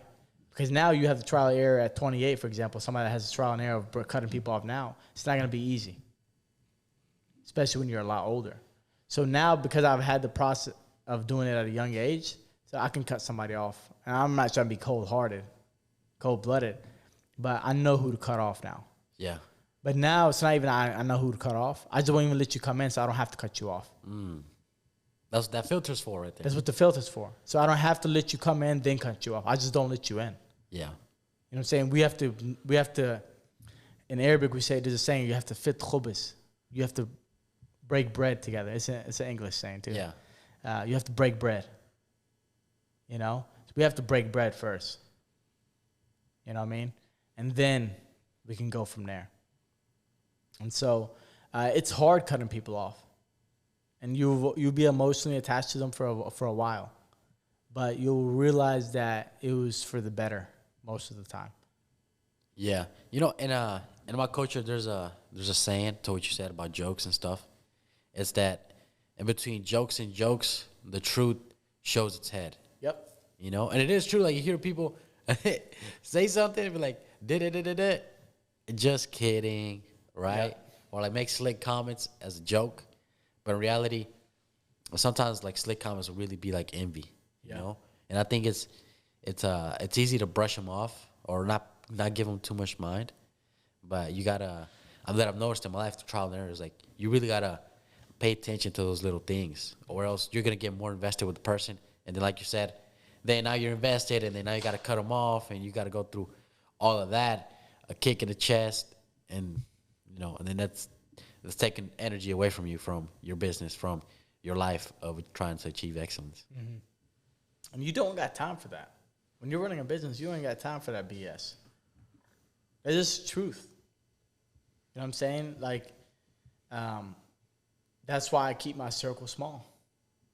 Like, I don't have time to, and like, I feel sorry for some of my friends, right? But a lot of my friends understand this, right? Like, they'll text me, and I literally, like, Nate, when you text me, I have to do something. What I usually tell you? What am I doing? Let's see if he gets it right. When you text me that you're doing what now? Like, if you text me, hey, let's do this, or what I usually answer with, or let's meet at the podcast room and do this and that. You're always at some other store, some other business. I'm always working. You know what I mean? Like, every time. And, like, I feel so bad sometimes. I feel so bad, but, like, right now in my point in my life, that it's like I'm in that zone of hustling, grinding, you know? And I try to tell people, like, man, like, I'm not trying to necessarily kick you out of the way or push you away, but I'm so, like, I have so many things to do, like, I can barely catch up, right? Like, I need time to build, and then I'm going to have this freedom because I'm working for myself. Like, and some people are like, man, you're overdoing it. I'm like, bro, my business is not set up. I'm working, you know, and that's hard. That's very hard, you know? I set up my own camera. I like that. It's on my laptop. No, man, you just got to find people that'll, like you said earlier, if you had 10 businesses and 10 guys that were dedicated. Like, I come over here and work on this podcast studio when you're not even here. Yep. You know, and you don't pay me or anything like that. I want to help. I want to help you out. Because seeing you, that freaking GoPro, I'm so done with that thing. I just ordered, while we were sitting here, I just ordered a new battery for that thing so that it doesn't go dead like that. But I want to see your business succeed, you know, because that motivates me. Mm-hmm. I run a business. I don't have a good business mindset like you do, but I'm trying. But people like you we'll keep get me you there. Yeah, that's what I'm saying. Y'all motivate me, so I just want to make sure you have the best possible product that I can provide for you. And then, you know, that motivates me to just put it back into my business. Yeah. And I appreciate people like you, right, that are around me because you understand, right? And that's the hard part is having people around you that understand. So when you, like the question that you asked me about how the people that you're in a relationship with, how important it is, it's the top thing. Because if she don't understand or he don't understand, then that's it. That's where the line hits. Yeah. You know what I'm saying? That's where the dead end happens. The end of the road happens right there. That's it. There's your answer. Okay? And so people don't understand how immersed you get into business. And it's like if you're really building your business up, you don't have time to party. Yeah. You don't have time to get wild. You don't have time to sit there and BS. You know what I'm saying? I don't have time to, like, one thing I quit doing is I quit answering phone calls of people that just want to talk. You know, I quit I've quit answering phone calls of people that just want to talk. You know? Yeah. I don't have time for it because a phone call is going to turn into an hour phone call. I could have already done this thing within an hour. And if it's not even necessarily getting something done, but it takes your mind away. It takes you out of the work zone. So I'm not going to be operating at the highest level, right? And so a lot of people don't understand that and didn't like when I stopped answering phone calls. Yeah. Right? Or now I don't even reply to messages as fast as possible because I try not to touch my phone. Right? And there's times I'm on my phone all the whole time because I'm on social media posting stuff, right? But that's the biggest thing is a lot of people are not going to understand the journey, the grind, the hustle, right? So you need somebody that understands that and visualizes the dream and sees the dream. Because if they do, and you get them to believe it, and that's your job as a leader. Yeah. That's your job as the husband of the father figure of the house, the leader of the house, the leader of your company, is to get the people on board with you, feeling and seeing the dream. If you can do that, you're a strong leader. Yeah. 100%.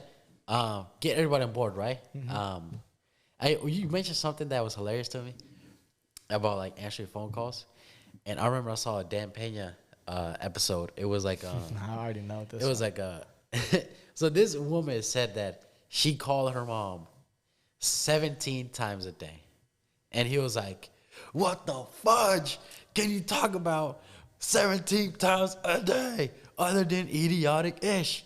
Right? It is true. Well, what are you going to... 17 calls in a day? What are you going to talk about? Lady, you need a...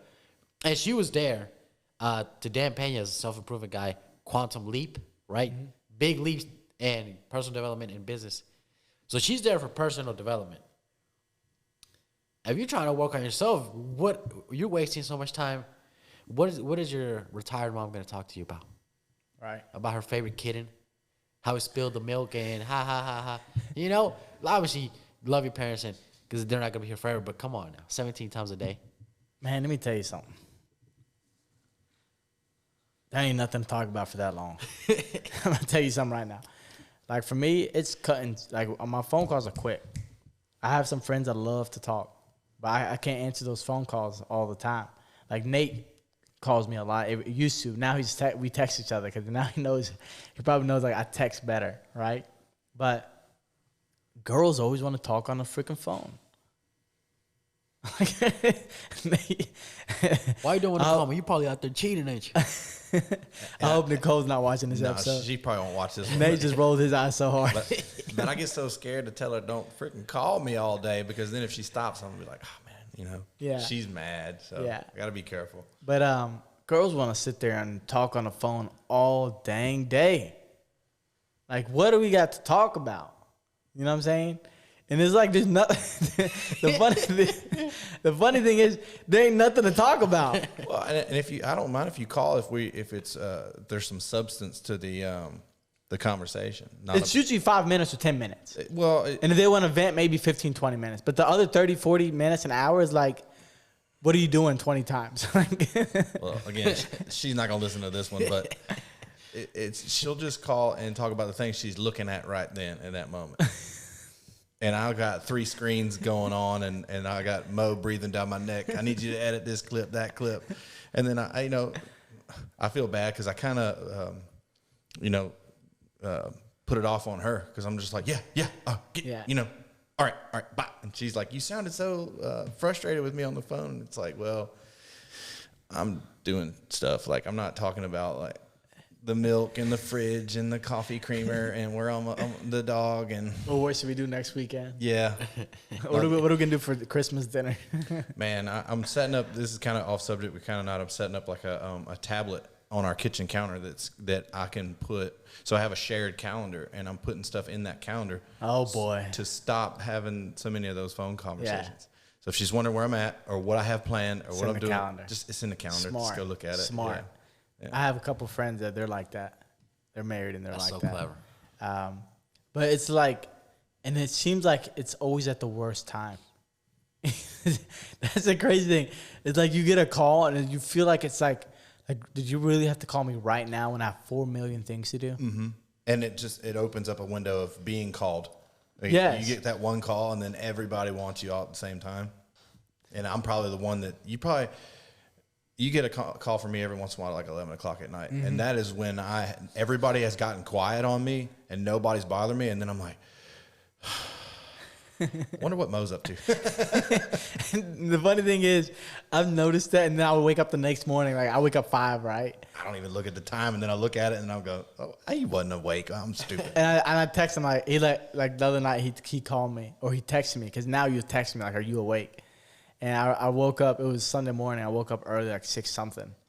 Saturday, Sunday, I sleep in, and I woke up 6 something Sunday, and I just replied yes. I'm like, I'm a jerk. Like Nah, I don't. That stuff don't bother me. And you tag something. You tagged me in something the other day saying my friends that call me at 11 o'clock at night, I'm gonna start calling them at 5 in the morning. Yes. I was like, I dare him to do that because I'll be awake then. I don't sleep, man. Yeah. I'll be like, what's up? Sharpening my sword. What's going on? It cracks me up because I'm asleep at that time. Like you call me at late at night, I'm out. I try to be gone. Like I'm trying to be out by 10, and I try not to touch my phone like 9 o'clock or so, you know. But it's funny, like talking about the phone calls or being busy is like you don't have time for a lot of things when you're so invested in your dream, right? And then these days, like it almost seems like it's so hard to achieve your goals and dreams that you kind of have to put it in 4-wheel drive. You know, you have to work 10 times harder.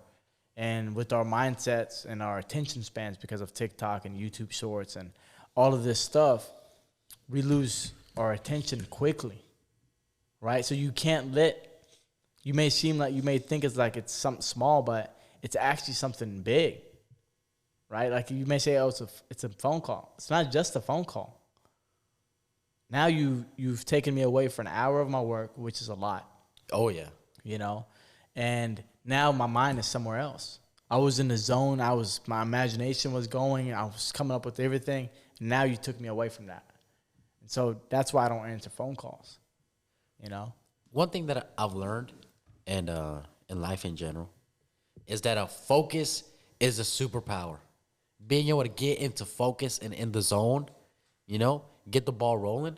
It's like it's so hard to, especially you got Facebook ringing, you got the TikTok, right? And you're trying to not to grab the phone like, God dang, I'm about to grab it. Mm-hmm. With all those distractions, we can finally get that out of the way. And then you start focusing and the ball starts rolling. It's like, oh, okay, I'm getting so much work done. And then next thing you know, you get a FaceTime call and like 1 hour pass by. And then when you hang up, you're like, what was I doing? Yep. Oh, dang, well, my evening's over. Now I got to start teaching class, or now I got to get into this. Throws you off. And it's funny talking about the zone is Fabi, one of my coworkers, just started working with us, and I think she has so much potential. And she asked me, like, a lot of people ask me for books or what do I read. And if I have a book, I have a lot of books. So if you're close to me, then I'll give you a book to borrow. I've bought like 100 books now. I haven't read them all, but I gave her the book Relentless by Tim Grover. Yeah. One of the best books you'll read, guys. One of the best books to read. I got Gio to 100%. Read it. Ben, Fabi's not reading it. And she got to the point where he was talking about the zone. The zone is where you go, guys, where you start, you're operating at a high level, right? That's the spot where you're focused, laser beam focused, right? That's where you're trying to get to that point so you can find things for your business and get good at your business. And she asked me, like, you got the zone? I'm like, yeah, I got my zone. Like, when I get in the zone of working, stay out of my way. Yeah. For me personally. If I get in the zone of working, just stay away from me because I don't like to get out of it. And it almost seems like I become a jerk, right? Because I'll be so short word. Is that the correct term? I'll just give you one word to answer, like, yeah, okay, yeah. Or hey, we'll talk later, or that's how I am. And so it was funny that you talked about the zone. So read Tim Grover, guys, Relentless. He'll talk about the zone. And that's focus. Focus will get you there, you know? Absolutely. Deep work, man. Deep work. Like, I'm just like, I'll be working at the academy, and then either a conversation or something, and you get caught up on it, and then you're like 10 crazies, 10 dangs, 15. I know, right? crazy. And you still stuck in there. Yep. You know? So sometimes you just gotta avoid people in there. Yep. So No, that's true. Focus is a big thing, guys. Like staying focused, staying in the zone. It's a big thing. But we're finna, I know this is a long episode, but I wanted to just talk off of our mind and get everybody seeing what we see a little bit. But we have some questions that we're gonna need to answer for those guys that submitted some questions. So we're gonna go ahead and start answering those questions, guys, and we're gonna answer them to the best of our abilities. And if there's something that we don't necessarily know or we don't have experience with, then I'll get you an answer from an entrepreneur or business owner. Because like I said, I'm going to give you what I know from my experience. I'm not going to just give you stuff that I just heard, right? I don't think that's genuine, all right? So good buddy, trains jiu-jitsu, business owner. How is running a gym versus running a furniture store differ? How do you lead them similarly or differently? Okay, so the biggest thing that I've learned from going from retail, brick and mortar, selling physical things, materialistic things, something that you can pick up and touch and feel, to academy, man, huge difference. And when I first opened the academy back in 2019, and the sales I started doing in 2018, I thought it was going to just translate over. yeah. Right? I was like, man, I'll make this work, right? And I thought it was going to just translate over. And I realized really quick, that it doesn't just translate like that. You know? It doesn't translate right away, because as humans, we get a dopamine shot, right? When you buy stuff. We were talking about that today. Yeah. Is when you want to make purchases, all right? Yeah, you'll get it when you buy a gym membership, right? Especially if you were in a zone or your mind was thinking fitness and stuff, then you'll get a little dopamine shot. But there's no dopamine effect like actually buying something and feeling it and touching it and picking it up, right? So I can convince you to buy. I tell guys this all the time when I talk a lot, right? I like selling, and selling is using your mouth correctly, using your words correctly, and I would talk to my sales reps and I tell them, I'll sell you a bag of rocks. You know, like that's my goal. I should be able to have the ability to sell a bag of rocks. That should be my level of sales experience, right? But that's, at the end of the day, that's something that you can pick up and take with you. A couch, a mattress, you can pick that up and take with you. You need that also. You might need a couch because you moved into a new house. You might need a mattress because you have back problems, right? So you need that. People don't necessarily think they need fitness or jiu-jitsu. Like this guy, I know that he follows, Jocko and all these guys, right? Yeah. So he came in and he like, I want to start training jiu-jitsu with you guys. I heard about you through this guy, and here, I want to sign up. Just like that. So I have extreme respect for this guy. Yeah. But he knows what jiu-jitsu is. A lot of people don't know what jiu-jitsu is. They've never really heard it. They didn't really hear of guys like Jocko, Joe Rogan go deep into what jiu-jitsu is and the benefits of it, right? So it's a big difference in that aspect of selling and making money, right? But at the end of the day, if you read Relentless and by Tim Grover, if you're a closer or a cleaner, right, you should be able to carry most of your skills and your abilities to other fields. Most of them, not all of them. Yeah. Okay? I would like to think that I can go into a restaurant and be able to kind of manage it, keep it floating above water, with my business experience. It doesn't necessarily translate that way, though, So a lot of things would transfer over, but it's a little bit harder, right? Because in the academy, it's person to person. I have to be able to buy the person dream and show it to them and sell it to them without having anything of proof. Yep. I'm selling him a dream that he can't touch or see. You can't lay on it. He can't lay on it. He can't pick it up. He can't put a shirt on as a shirt. You know, he can't put a hat on and go buy a hat. He can't go buy a burger. I'm selling him something that he can't see. You know? And so that's one of the hardest things. Now, when it comes down to how do you lead them, the other question of his was, how do you lead them similarly or differently? At the end of the day, when you're a leader, you use the same principles, right? You're a leader, you should be able to translate most of your principles across the board, right? When you lead your coworkers, you're leading them. When you're a leader, you have to have them see and visualize the dream, the goal. They have to visualize it with you. You can't be the only one. When you get your team to visualize it and see it and feel it and smell it like you, then you have a strong team and you're a strong leader, so you can lead them. In furniture, the same thing. In a restaurant, the same thing. And in the academy, the same thing, right? I just take those principles and I apply them in their own aspect. But leading people is the same thing across the board. Yeah. You're just leading people. Now, you're leading them to sell a burger. You're leading them to sell furniture. You're leading them to sell academy programs, jiu-jitsu program. At the end of the day, you're passing those principles on to them, right? And it can translate into many different aspects. When you talk about leading your coworkers, your team, okay, that's the biggest thing is you being sharp, you leading from the front, and then you getting them on board. You're not just using them to run your business. You're truly caring for them, you truly love them, and you truly want to build and grow with them, okay? If you can do that as a leader, then you can lead, right? You're not using them just as a tool.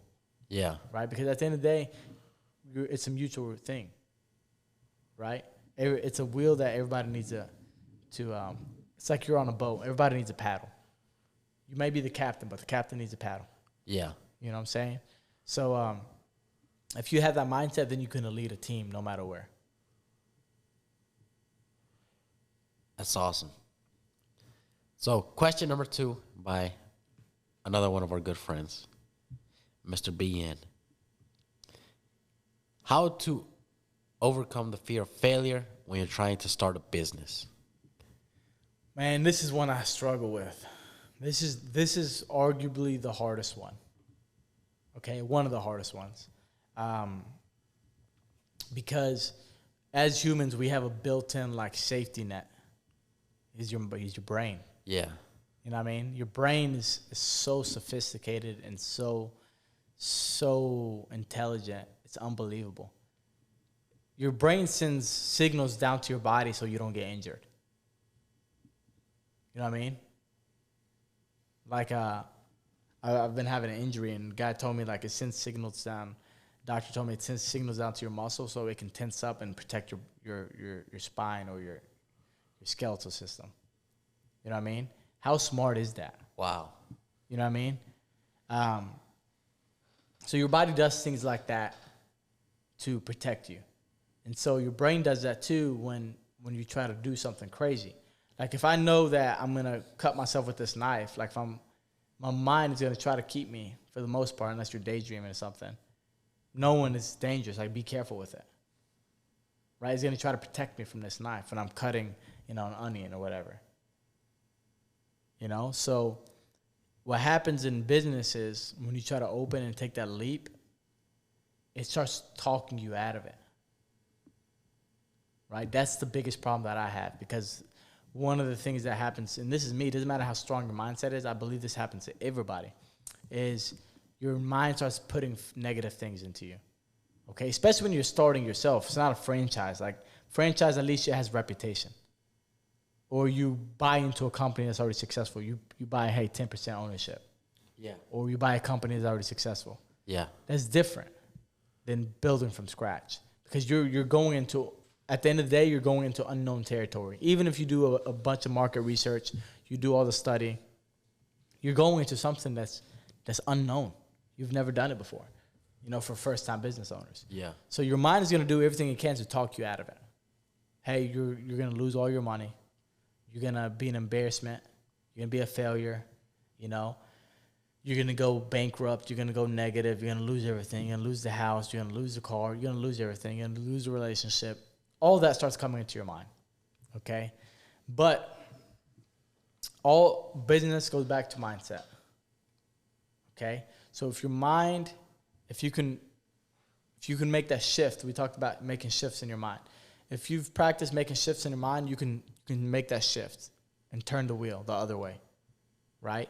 But at the end of the day, the only way to overcome that fear is, first of all, is research, a lot of research, and actually doing something that will get you closer to the business. Studying, if you want to open a coffee shop, studying coffee shops, okay? Studying coffee shops, going to coffee shops, asking questions about coffee shops, business owners, asking them questions, going to work in the business, okay, in the coffee shop business, okay, that will kind of take some of that fear away because now you went hands-on. Every time you go hands-on, the fear goes away, starts diminishing, right? But at the end of the day, it comes back to your mindset and your imagination, and if you truly believe in it and you're doing it for the right reason, then you can make that leap of faith. Yeah. I've started a lot of side hustles and failed at a lot of side hustles. Still trying side hustles. But I noticed that a lot of times when you're starting a side hustle or the same applies for business, it's a lot of times you don't want to start the investment because everything needs you to put up something up, right? A lot of times I notice people, they don't want to put the money in there without having a guarantee. Like, will I get my money guaranteed? What if I put this money into this business and then it doesn't work? And so that's also a lot of fear because it's not guaranteed. Can you talk more about that? How nothing is guaranteed in business. Yeah. So that's the biggest thing in business, guys. And I'm not talking down to these guys that are investors because even then it's not guaranteed. Or you inheriting a business, or you winning, you buying into a company. I'm not saying that's easy. That's still hard. You still have to do your research. You still have to do, I can't think of the word, but your research. You have to have education on that. You have to be educated on that topic or that business.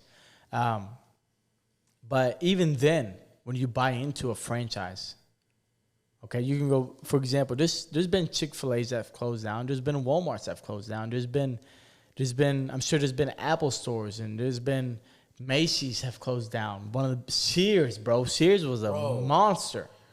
Kmart. You know what I'm saying?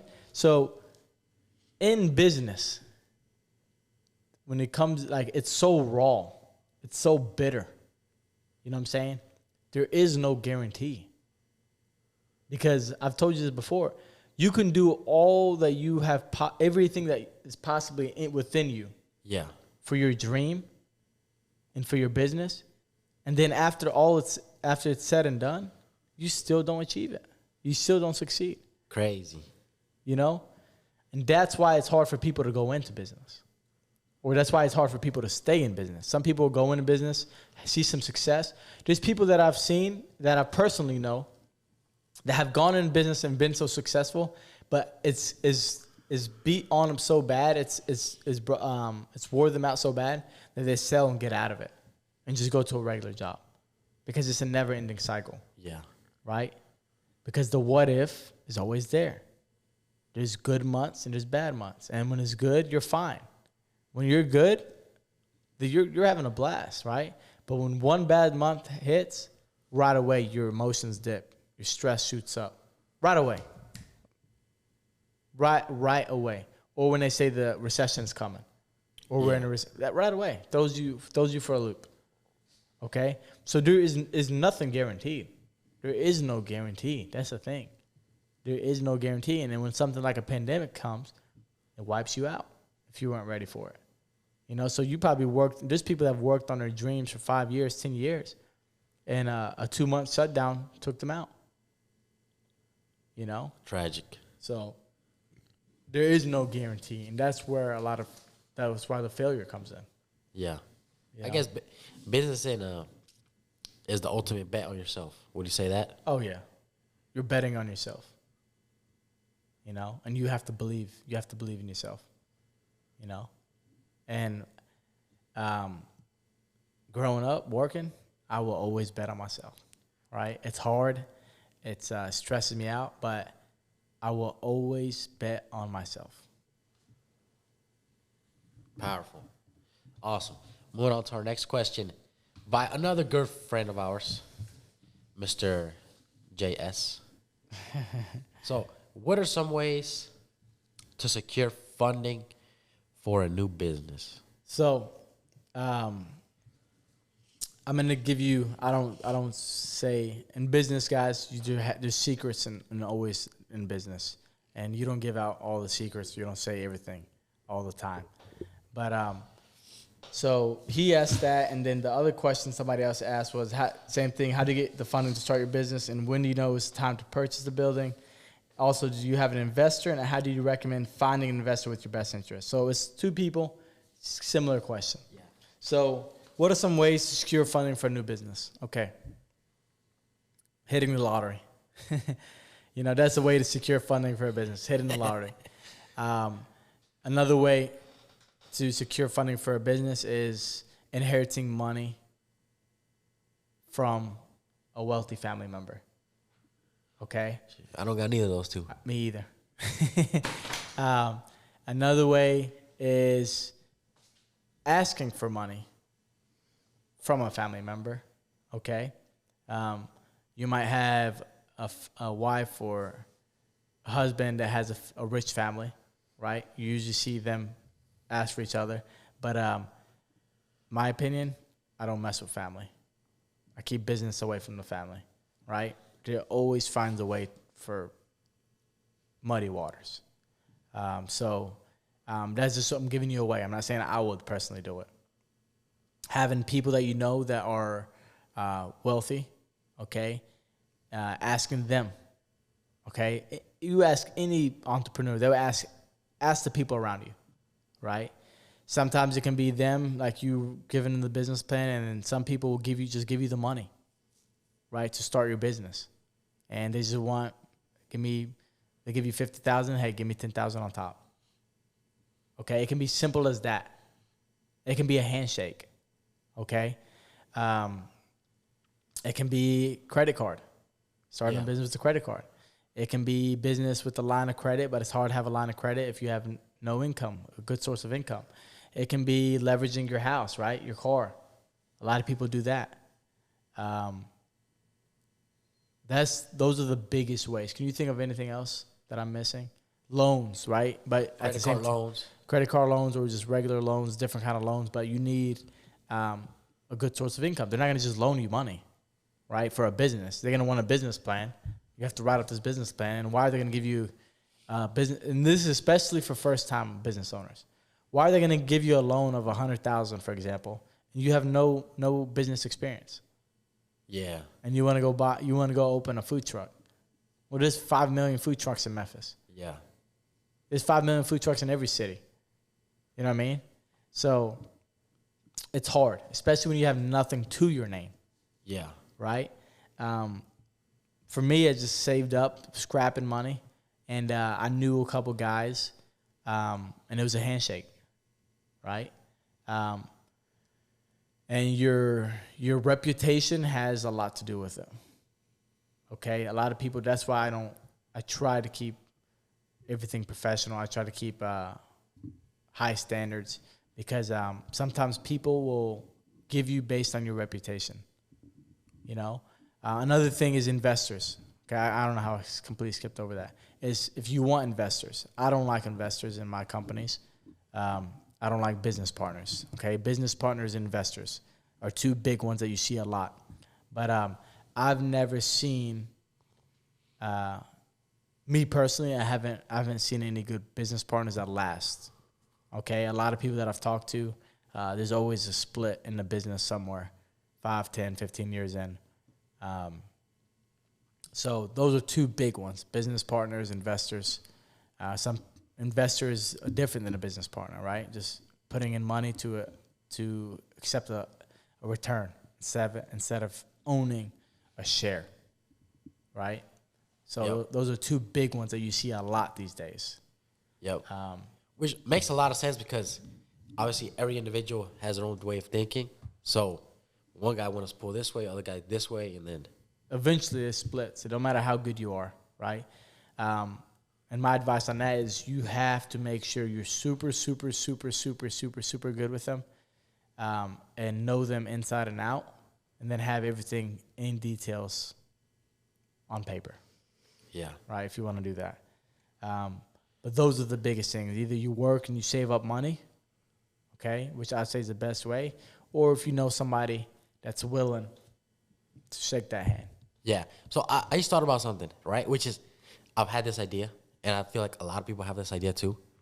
It's like you and your best friend or you and a friend want to open up a business together. What do you say about that? No, Why?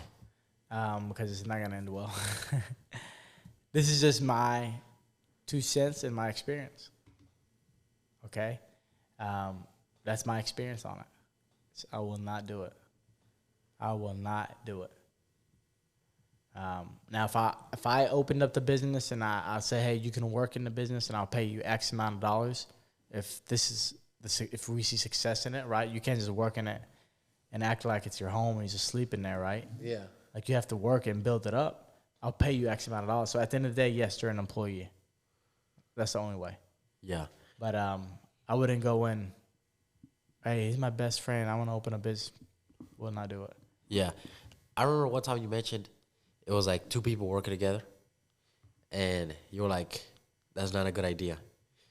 They're going to find out real soon they're not best friends. Yeah. I told you that, right? Yep. Yeah. Was that right? You were right. You know, so Big time. I don't want to say I was right and say pat myself on the back, right? But those things don't last, man. Money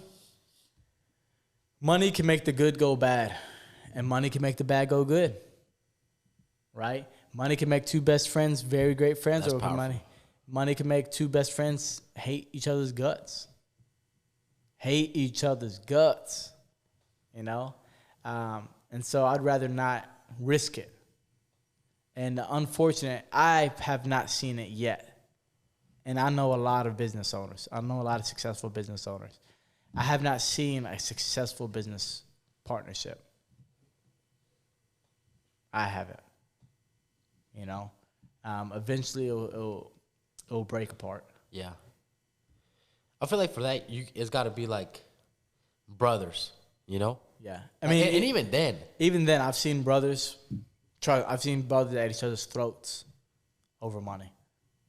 You know, and that's why me personally, I don't care for partnerships or investors. I just don't mess with it. And then for me is I don't want the headache. I don't care for the headache. Yeah. You know, I don't want the headache at all. I've already had enough headache. So that's a few ways. And it's hard, guys. Funding is hard, right? Like I said, I've done a few handshakes before, but that was it. And I've managed ways. In my case, is I knew a guy that knew a guy that knew a guy, right? It's knowing people helps. Okay, there's things that I've gotten without any money. All right, there's a lot of things that I've gotten without any money. Okay, and I won't say, you know, I'm not gonna go in details online, but knowing people and your reputation takes you a very long way. It takes you a very long way, and so if you're good, you may not need nothing but knowing how to talk and a firm handshake. You know, so that's a few ways to secure funding for a new business. Like I said, you may have a wife or girlfriend that's family has money, then convince them to give you some money to start up the dream, you know. And there's not anything necessarily wrong with that. Yeah. And so when do you know it's time to purchase a building? I would not rush to purchasing a building. I'm not a real estate agent. We do leases right now. We haven't purchased any buildings. I wouldn't purchase a building until I know your business. If you're gonna do it for your business, until your business is successful, and the income is coming in, the money's coming in, that you know you can afford it, even if you were to have a whole bad year, for example. You know you can afford it, and it'll pay off. You're able to control it. So I wouldn't rush into buying a business, into buying a building. And commercial right now is going up. Commercial real estate is not cheap, right? Like if you look at Memphis, there's a lot of big time investors from California involved here, right? So it's not going to be cheap these days. You may find some deals, in bad times, but I wouldn't rush, because that's another mortgage. Yeah.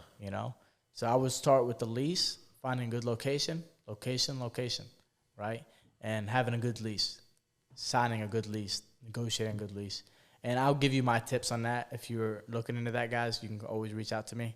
I would love to help you guys. There's something I'm planning, business-related, business coaching, that I will announce in the future. I can help you with all that. Talking about leases and giving my opinions on that, and teaching you a couple of tricks that can help you get a good one. Also, do you have an investor?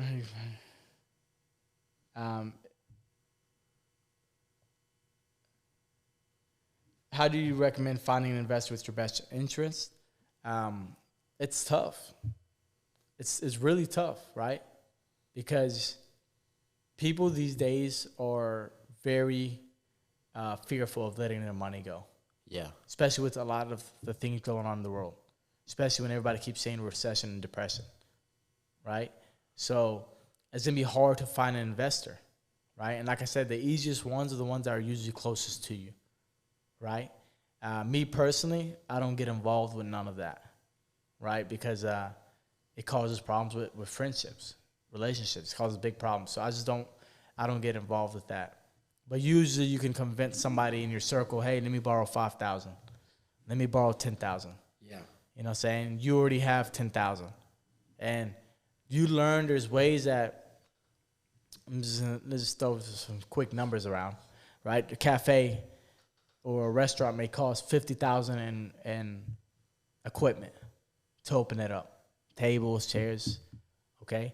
You can go buy all this brand new and spend $50,000, or you can hit them with the, hey, my friend, and get it all for $10,000. All right?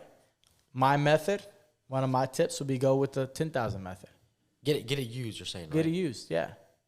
Find a restaurant, that's closing down, buy them out, clean the stuff, build some character, cleaning everything, make it look good, make it look brand new, open your restaurant. Yeah. You know what I'm saying? A year or 2 years in, redo the whole restaurant, revamp. You know what I'm saying? Yeah. There's ways to make it happen. You just need to use this. There's ways to make it happen. And we can talk about that in person, about that kind of stuff. Question number 4 was AI. Yep. Artificial intelligence. Artificial intelligence. Artificial intelligence. It's when it first came out. So artificial intelligence was available to the public last November. October, November. So it's been 1 year. We've had ChatGPT, and guys, this thing is scary. This thing is here to stay. This thing is gonna change us completely. Like everything, the way we work, the way we interact with people. The other day I heard a phone call of this AI chatbot. This was back in 2018. So they already had this technology back in 2018. The AI robot had a voice of a woman, made gestures like a woman, like, I don't know, how about 3 o'clock? So the robot scheduled an appointment for a haircut. Google had this technology back in 2018. So that blew my mind, right? Like, wow, it's that advanced. It sounds like a human. So eventually in the future, everybody picks up the phone, like businesses pick up the phone, it's AI. People you text, business AI, right? So this is going to be a complete new revolution, guys. So there's been so far 3 revolutions. There's the industrial revolution, there's the electronic revolution, right, back in the 90s, and then so electronic revolution, and then the digital revolution, which was 90s, right, computers and all that stuff. Now we're in the AI revolution. So this is the new revolution, guys. It's, if you can hop on it, get you some Google stock and things that are stocks involved in AI, right? I'm not a financial advisor, didn't go to school, didn't do nothing, so take it with a grain of salt. But it's the new revolution, guys. It's scary, right? How advanced this stuff is, but there's a lot of opportunity. There's a lot of growth in it. So don't try to.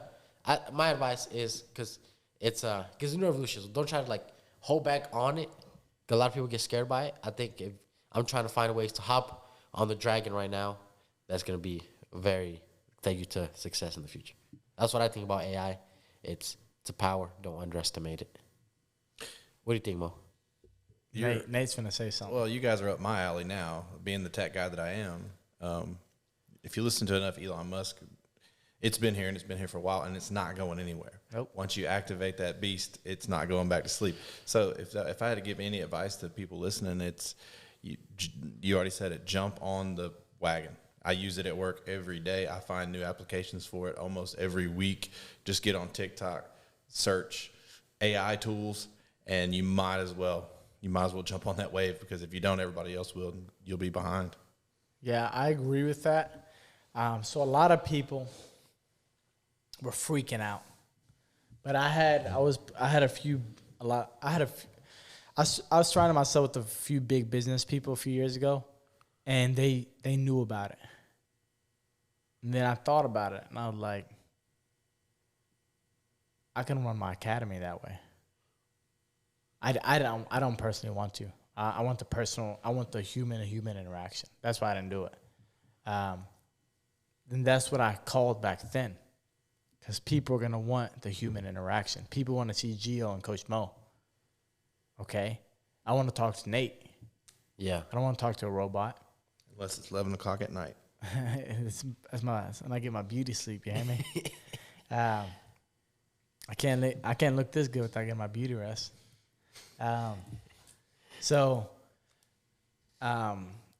They talked about it, and I told them, I had some people with me I took to this meeting, and I told them, I said, the only thing is the human interaction is not going to be there. I like the human interaction. I can build a connection with you. The AI is not going to be able to build a connection with you. I don't care what anybody thinks. Now there's going to be some AI relationships. We joked about this. There's going to be some punk dude, punk girl having a relationship with the AI. You know The AI robot, that's crazy, and it's going to happen. You're going to be texting and put the S in front of that. Texting and sexting with the AI. You know what I'm saying? It's crazy. It's crazy, right? But back then I said the only problem is going to be is the human interaction. There's people that still want that. Yes, we are obsessed with our phones. We are obsessed with laptops and TV and the screen. We're obsessed with that. But some of us still want the human interaction. Like, call me an old man, right? I still want to talk to you, right? I still want to drink a cup of coffee and chit-chat face-to-face, right? Yeah. I hate when people FaceTime me, right? I'm like, bro, if we're going to do something, let's talk in person. Let's go to lunch. Let's go have a cup of coffee. When we have our meetings, what do? We have lunch together, face-to-face, right? And then we sit with the cup of coffee for a couple of hours. And that's our meeting. We go for a walk on our meeting. We go have a sit in the park for our meeting, in town square for our meeting, right? It's an interaction. And so when somebody walks into my business, I want them to see me. I'm the brand. We're the brand, not the AI, right? Yep. But at the same time, like everything, guys, there's the good and there's the bad, right? So when you can't necessarily control it, you need to look to control the good, to use the good and benefit from it. But like AI is going to take jobs away from a lot of people. Oh, yeah. AI is going to take a lot of jobs. So now, like a few years ago, I was in Indianapolis for a tournament. I I was at IBGF in Indianapolis, walked into this Walmart, and the whole Walmart was self-checkout.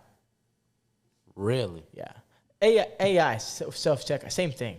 Robot, same thing. There's nothing really different, really. You know what I'm saying? If you want to talk about the general vicinity of the thing, same idea.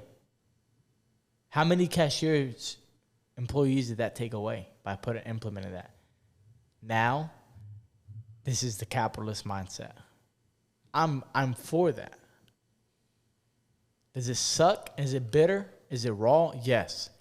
Now, a lot of people have gotten into arguments about this. Like, okay, so like those 20 self-checkout, for example. I mean, let's just throw quick numbers. That's possibly 50 Walmart employees, easily. Because, I mean, if you're talking about 12-hour shifts or, I mean, what do they open from? 6 to midnight? Some of them used to be 24 hours. After COVID, they changed it up, you know? But, I mean, if they're working 6-hour shifts or some of the part-time guys and full-time guys, you're talking about 3 or 4 cashiers per register. So if there's 20, that's 50 to 60 people that you just got rid of per store. Yep. How many stores they have? Over 150? You know what I'm saying? So those numbers add up quick. And then Target, same thing. And then freaking Aldi, same thing. Kroger.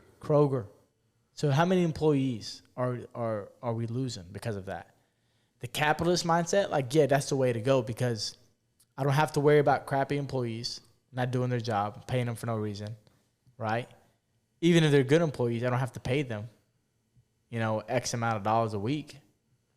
So you're saving thousands of dollars overall. Yeah.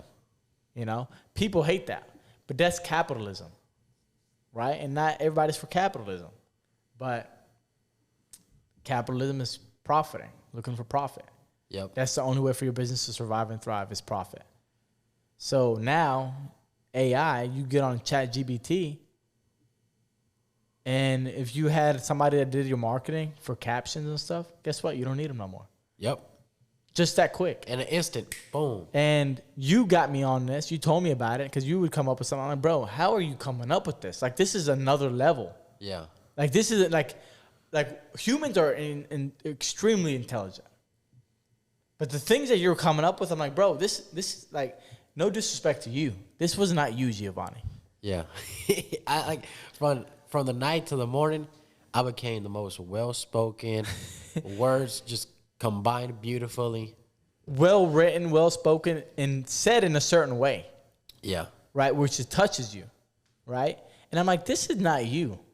And then you're like, bro, this is it. Chat, like, the Snapchat is where you started the AI. Snapchat AI, yeah. Snapchat AI and then ChatGPT. And I'm like, bro, I'm not messing with that. That was me. I'm like, I'm going to stay. And I really don't do it on my captions. I don't like doing it because I feel like I'm lying to the people. Because when I write a post, I want it to be from me. Yeah. So I try not to use it, honestly. But I do use it so it can expand my mind. So I would ask it a question or ask for a caption or ask for an idea, and it'll spit me out these ideas. And I'm like, what the crap? Yeah, ideas that if you just sat around for another 48 hours on it, you might have thought of it, but you just 30 seconds, you got it. You get it right then, and there's people that ask you questions about how do I get investors, how do I do this and that, like the business part of it. For me, I asked ChatGPT, write me a business plan for I'm my. going to ask you right now. Keep going. For my video production. Here, I'll go to the 2 camera. I just asked it to write me a business plan for my business, and it writes me this whole thing. And I was going, you know, those are actually skills that I can bring to the table that I didn't even think about. It's just I'm not good at selling myself, and in that particular situation, ChatGPT was like, boom, here's all the things that you can use in your business plan. And I'm like, oh, well, that's a place where you can take advantage if you're a business owner, you know. Whereas on one side of the coin, you're losing a marketing person. On the other side of the coin, you have nobody. You're starting the business all alone, and the marketing person is ChatGPT, you know, that can help you. How to secure funding for a new business. Personal savings, invest your money to kickstart. Family and friends, seek loans, investments from close contacts. Yeah. Right? Investors, you know, people willing to invest early on. Business loans, grants, credit cards, strategic partnerships. So like, yeah, we sat there and named these off. We know this stuff, Right. but it gives you all of this in 5 seconds, and it's not like it's wrong. That's the crazy thing. Yeah. You know what I mean? It's not like it's wrong. Like, we just named this, and we're humans. We know this. We have the experience. All of us. We have business experience. And you got this artificial intelligence telling you that. You know, so people are going to be upset, right? People are going to be upset, and I just came up with the business plan right now. Nate, Nate's laughing at me, but people are gonna be upset that people are gonna lose jobs. But this is the reality of life, and the thing is, I tell the people that are getting upset, you're the one that's being lazy. You're gonna be left behind. You're gonna be left behind, and this reminds me. A couple years ago, I needed somebody to work at the academy. It was just me. I had some people, got rid of them. They left. I didn't necessarily get rid of them. We went separate ways. And this girl replied to one of my ads, I want to work. And the day of I knew she was gonna be late. I knew she was gonna be late, or I knew she was gonna show up, right? 9 o'clock comes around, no text, nothing. Like 9:07, 9:11. Hey, I don't think I'm gonna make it today. I don't have any gas in my car, and I think that's just a sign that I'm not supposed to work for you. What the heck? Oh my God. Listen, you know what I said? I said, what the hell with trying to hire somebody? I was like, screw, if I'm gonna have to deal with this, I'm running the gym by myself. Yeah. And I did until you showed up. I ran it by myself until you showed up. And to that same person, I feel sorry for you. Because guess what? AI is going to put you out. Yep. AI is going to put you out of a job. And those are the kinds of people that mommy and daddy will always take care of them. And that's a big, I think, something that he calls you a boomer. So I'll add you into like my group of people, my generation of people. Our parents didn't really have nothing either. At least how I grew up. My parents didn't have nothing. So if my dad came across the ocean, he had to start from scratch. Well, yeah, I mean, for sure, you have the best example of what I'm talking about there. But if I couldn't afford to have that excuse. Yep. Like, oh, there's no gas in my car, or I think we're the last generation of. No, at the end of the day, no bullshit. Well, no call, no show was like a big deal, Yep. man. And now it's a slap on the wrist, or they lose the job and they just go live at home with mom and daddy, and everything's okay. And They can't hold a job. It's on repeat. And I'm going to try to merge this into something I was thinking about earlier is somebody asked about fear of failure. For me, I got used to having $25 in my bank account because I'm on the third iteration of Milliken Creative Services. I started out Williamson Media, then I did B&M Productions, and now Milliken Creative. I had jobs in between, so I kept myself afloat, but so many times I had 25. I was like, all right, so $25, and I got to make that last for 2 weeks. Yeah. So but I always made it. Yeah. Always survived. So Determination. that's where my fear of failure disappeared. Yeah. So if anybody's worried about that, like you said it already, there's going to be scary times, but you have to know that you can make it through. Well, the crazy thing is, people don't understand is fear of failure, yeah. But people don't understand that when you fail, it may seem contradicting, but when you fail, your confidence comes from that. Because you know you failed, now you try to fix it. Now you fail at a less smaller stakes. Okay? And you fail again. Your confidence goes up. Because you at least got the experience. You have some sort of experience. I've shut down so many businesses. I failed at so many businesses. That did not prevent me from opening another business. I just attacked it a different way. I went at it a different way. So failing actually builds your confidence, because you have some sort of experience. But yeah, with the AI, you have to know how to use it. Yep. You have to know how to use it, but it's going to take a lot of people out of jobs. Okay? But like I said, a business thing right now, I'll give you one business idea right now. If I had the time and I had the team, I'll do it. So like, there's still marketing. You can become a marketing professional with AI right now. Okay, you can become a marketing professional. You can write captions and posts for businesses, and guess what? Who will do it for you? ChatGPT. ChatGPT. And it can make images for you too, for like if you want to post. You know what I'm saying? So guess what? If you want to start a business, there you go. ChatGPT, create captions and posts, and try to get a few businesses on board. Charge them $200-$300 a month. Okay, make a daily post and get you 3 or 4 businesses. There you go, $1,000 a month. Bang. That quick. I had a client, and I'm gonna do a job with him in North Carolina next week, and he caught me at a really busy time, doing work with you and working out of the gym. Like, just had a lot of stuff. He's like, I want 11 videos. I think 11 3 to 5 minute videos, informational videos. And I was just like, oh, like that sounds so awesome. And I've been wanting to help this guy out for years. We've talked about it. We just never got around to it. Well, he finally sends me like a list, an Excel spreadsheet of each video and how he wants it, or not how he wants it, but just the title, like a video. He's an engine builder. So he's like, I want a video about cleaning cylinder heads. I want a video about this. And he just gave me like little descriptors. I put it all into ChatGPT and I said, write me a shot list and scripts for each of these videos. Damn.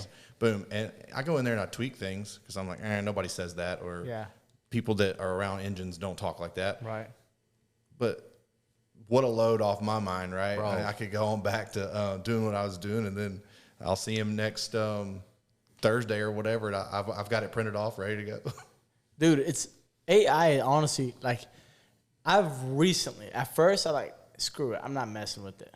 Remember Gio? Yep. He told me, I'm like, man, whatever. He told me about it. And he told me about ChatGPT, and then when he started saying stuff, and I'm like, hold up. You going to Harvard or something? You know what I mean? My hick tail don't know what the heck's going on. You know what I'm saying? That's how I am. Thank you, ChatGPT. And now I just mess with ChatGPT. I go in there and I just put random stuff. And it blows my mind away, man. It blows my mind away. But, man, just like everything else, you need to learn how to pivot. You need to, everything in life, in business, everywhere, guys, you have to learn how to pick and choose the good and the bad. How to partake in things. You need to learn how to partake in things, okay? You need to know how to use things for what they are and use them for your benefit. Now, everything's going to be your benefit, but you have to know how to use it, right? And if you know how to use it, then it's going to benefit you. 100%. I think last thing I want to say about AI is that it's going to kill a lot of jobs, guys, like accounting, copywriting. Like, I became a copywriter overnight. Man, what? And I was about to buy a course on copywriting. I said, screw that. But I think if you can acquire the skills right now that AI cannot mimic, you're going to put yourself way ahead of the curve. Like, develop those skills. Like, accounting, I know they said that is going to kill it because now the bot is going to do it so fast for you. Yeah. So, I mean, it's going to kill a lot of things. But like I said, human interaction, people are going to want that. I think eventually we'll make a full circle, and people are going to want to go back to the human interaction and more personable things. So, yeah, that's a good question, but use it for what it is. You hear about this new craze where you walk around barefoot and they call it grounding? That's what the new kids are calling it. I've seen that. You know that? You're talking about coming back full circle. It's like, no, dude, we've been doing that for a long time. Man. Crazy. Dang. Moving on. Next question. It's besides the obvious pandemic situation, what has been the biggest obstacle? What strategy did you use to overcome it in business? Man, I don't know if she's talking about in business or she's talking about the academy. I think probably the academy. That's what I'm thinking. I think with the academy, just a culture, right? In our academy, the culture is very important, the community. So building the correct culture that I had in mind and the family environment that I wanted is very hard because so many people come through the door. And so making sure that I have my values that I want for the academy in the community and making sure everybody follows them. I think that's the biggest obstacle. True, I could testify to that. The culture is so hard to create, and it is even harder to preserve when so many people are coming in, right? Because it's not just we have this group of 10 people, and then everybody knows what to do. Everybody knows what's expected. But it's when you're constantly having people coming in and out, in and out, in and out. Preserving it is so difficult. Right. No, I agree. Moving on to the next one. So, 5 years in, congratulations. What do you see on the horizon, or what are your goals for the next 5 to 10 years for the Academy? By Mr. Lester. Gia knows some of them. Oh, man. I can't talk about this, the goals, guys. That's just business strategy for the Academy.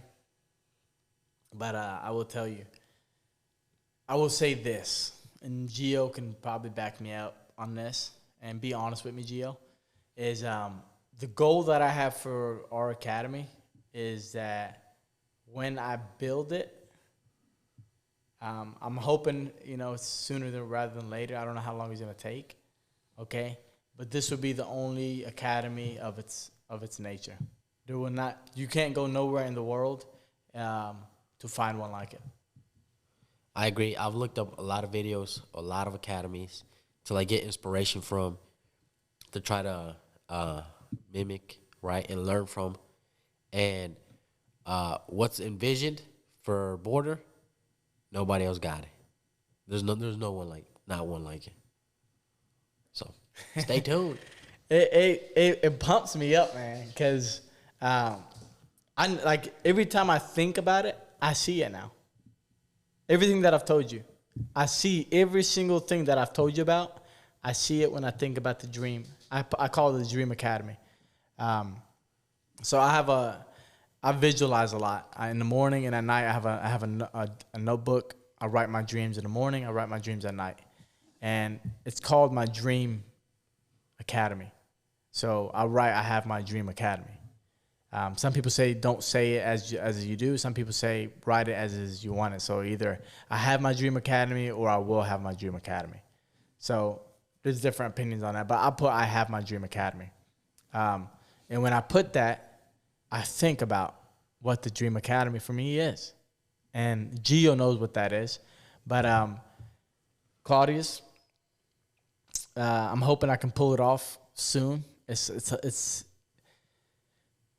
you can't go in. It doesn't matter where you go in the world, not the United States. Okay, in the world, you will not see this academy. 100%. True or false? It's not out there. It's not out there yet. Yeah, we will be the first one to pull it off at this level. God willing, inshallah. God willing, we'll be the first one. So that's all I can say about it. But it's building a community, expanding it to a point where it attracts more people, and even if they don't train with us, then they're on the same movement.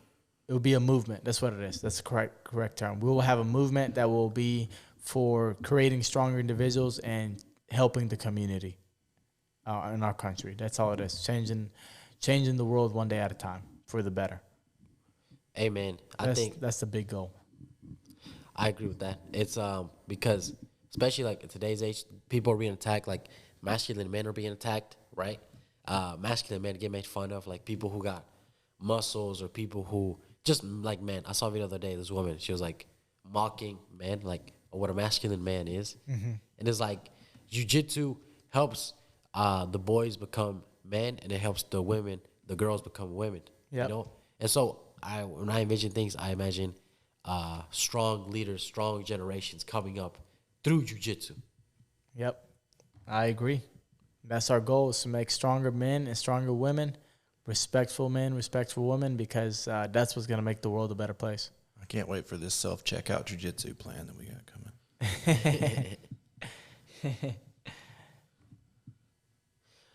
Moving on to the next one by Miss Wong.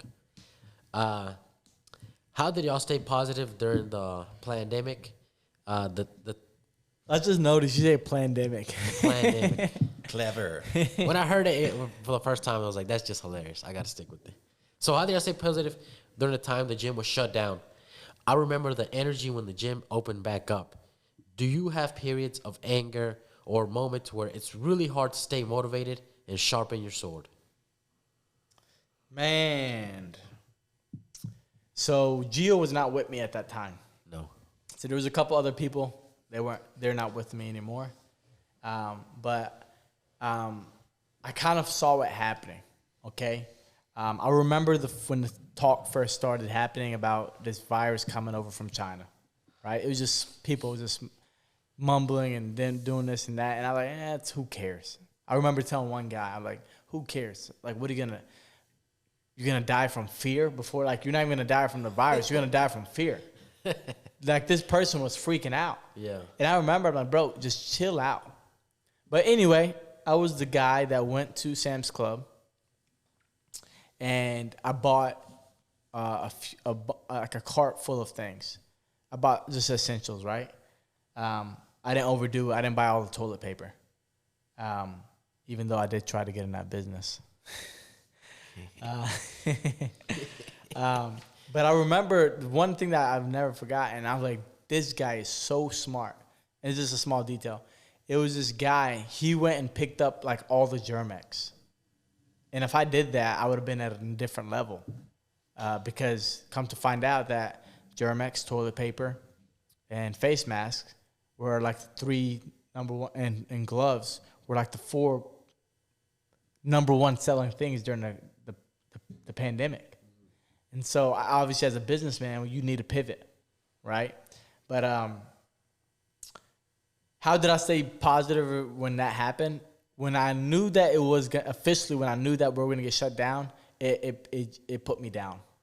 It got me in my head because too many things. I mean, the gym was not even a year old. It just turned one. I remember because we took everybody out. Our 1 year anniversary was at Tanur. It was a nice restaurant in Carterville. They shut down because of COVID. If you guys know, Tanur is a good restaurant. A friend of mine owns it. He has one in Cordova right now. Very good guy, very good restaurant. And our first year anniversary, I took the whole gym out to Tanur to celebrate our first year anniversary. I missed that one, bro. So I took everybody out to that restaurant. And that's how I celebrated 1 year anniversary by like, hey, we're all going. And a couple months after that, we shut down. But leading up to it was kind of eating me up, right? Were you in disbelief? I was in disbelief. I was calling bluff. I didn't know, and I don't want to get too crazy about it. I didn't know that our country was going to do that to us. You thought it was just a pandemic. It was a pandemic. Yeah, like, I mean, it wasn't, and I don't want them to take this episode down, but I guess we'll redo it. Nate, the podcast engineer. We done come this far. Right? But if you ask me, there was too much going on during that time. I think I call BS on the whole thing. On the whole thing, from A to Z, BS. But anyway, they made the small business shut down, which killed the small businesses of this country. Killed it, which is absolute BS, right? And all the big companies were open. Like, come on. Yeah. Like, bro, come on. You know what I mean? That was effed up. So leading up to that, it was stressful. I remember like one day just sitting down and like, man, like, you're gonna have to figure this out. It was so freaking stressful. So stressful. And I knew that we had to close down our furniture store too. They're gonna make us close down the furniture store. And I was like, this is gonna be tough. This is gonna be very hard. And I remember I was struggling. Like, every day I was struggling. At first, I sat down. When they first shut us down, I was just like, all right. I kind of accepted it, which I was upset. I don't get angry, but I got angry at that point. Yeah. And then I was like, no, like, I'm not gonna let that happen. I'm not gonna sit down. I'm going to get my tail up. I'm going to work. That's what I do. I go to work. I don't sit at home. I sat at home one day. I mean, it's not like I sat forever. I sat at home 1 or 2 days. I thought about a lot of things, came up with a lot of ideas, got up. I called those 2 people. I said, we're going to keep working. We're gonna keep working. And we redid the whole gym. Yeah. You can go back and look at our Facebook. You got to scroll down. And we redid the whole thing. And we were the first gym to do that out of a lot of people. And so a lot of people jumped on board and started doing that. Yeah. But it cracked me up. I was like, man, we're ahead of the curve. But so we did everything. And it was hard to stay positive, but we were so busy working on the gym and revamping it. And I was like, man, I'm going to make you guys happier when you come back. And that kind of paid off. And then I had to pivot in my business life to stay afloat because for over 2 years, I didn't make money from the gym. Me personally, I didn't pull a penny from the gym. Yeah. Because I was trying to build it up. So I didn't have a source of income from the gym, you know. A lot of people think I did, right? But I never did, right? So I had to pivot somewhere else because my furniture business was shut down. So I didn't have no income. Yeah. At all. And I pivoted, and thank God it worked out. I got into, what is it called, PPE, personal protection equipment, protective equipment. I got into that pretty quick, which kind of helped me out. So if you need some face masks or hand sanitizer or sanitizing wipes, I got you. That's the man. Awesome. Do you have periods of anger or moments where it's really hard to stay motivated and sharpen your sword? Yes. I don't get angry. I do get upset with myself, but I try not to get angry. I feel like that's 2 different things. Even now, like the last few months, I've not even get pissed off at myself because I feel like the ultimate warrior, the ultimate way to control yourself is to be like at almost equilibrium, is to not be angry, not be happy, not extremely happy. It's to just be mellow, like to be chill, right? It's to have full control of your emotions. I think it's better to be happy, to get very happy, right? Instead of, and letting that be doing its thing instead of anger. Like anger and negative emotions, you have to have full control of that. So I don't let anger, I try not to let anything anger me or piss me off. I don't even entertain things that will cause that. So at this point, I don't care. Like if I feel like you're going to piss me off or make me angry or make me sad or do something negative like that, I just won't even entertain it. So that doesn't happen. So, but it's hard to stay motivated to sharpen your sword, okay? Because when you truly want to sharpen your sword every day, it's exhausting. It's not easy because you have to do it every single day. And especially if you're leading from the front, if I don't do something, if I don't work out, for example, tomorrow, like we're shooting this podcast pretty late, but if I don't get up early tomorrow and work out, I'm going to feel like I cheated. So if I feel like I cheated, it kind of throws my mindset off. So I have to get up and sharpen my sword every day because I need to make sure my sword is sharp enough for my success, so I can be successful and to be there for you guys. So it is tough. Yeah, I can imagine. When your mind is clouded, it's hard to make decisions. But good question so far. So moving on to next question by Miss Fabi, business related. When did you know you were ready to start your business, and how did you get to that point? So I've always felt like that I've always going to go down that route, right? My dad always told me to work for myself, don't work for nobody. And so, and I've always liked working in the business at a young age. I had fun. And then me working for myself was almost like it wasn't like it was an option. It was like, oh, you got to do it. Yeah. To be successful, to change the route of your life, you have to do it, you know? And so that's what happened. I just went for it. But how did you get to that point is you need to know what you want to do.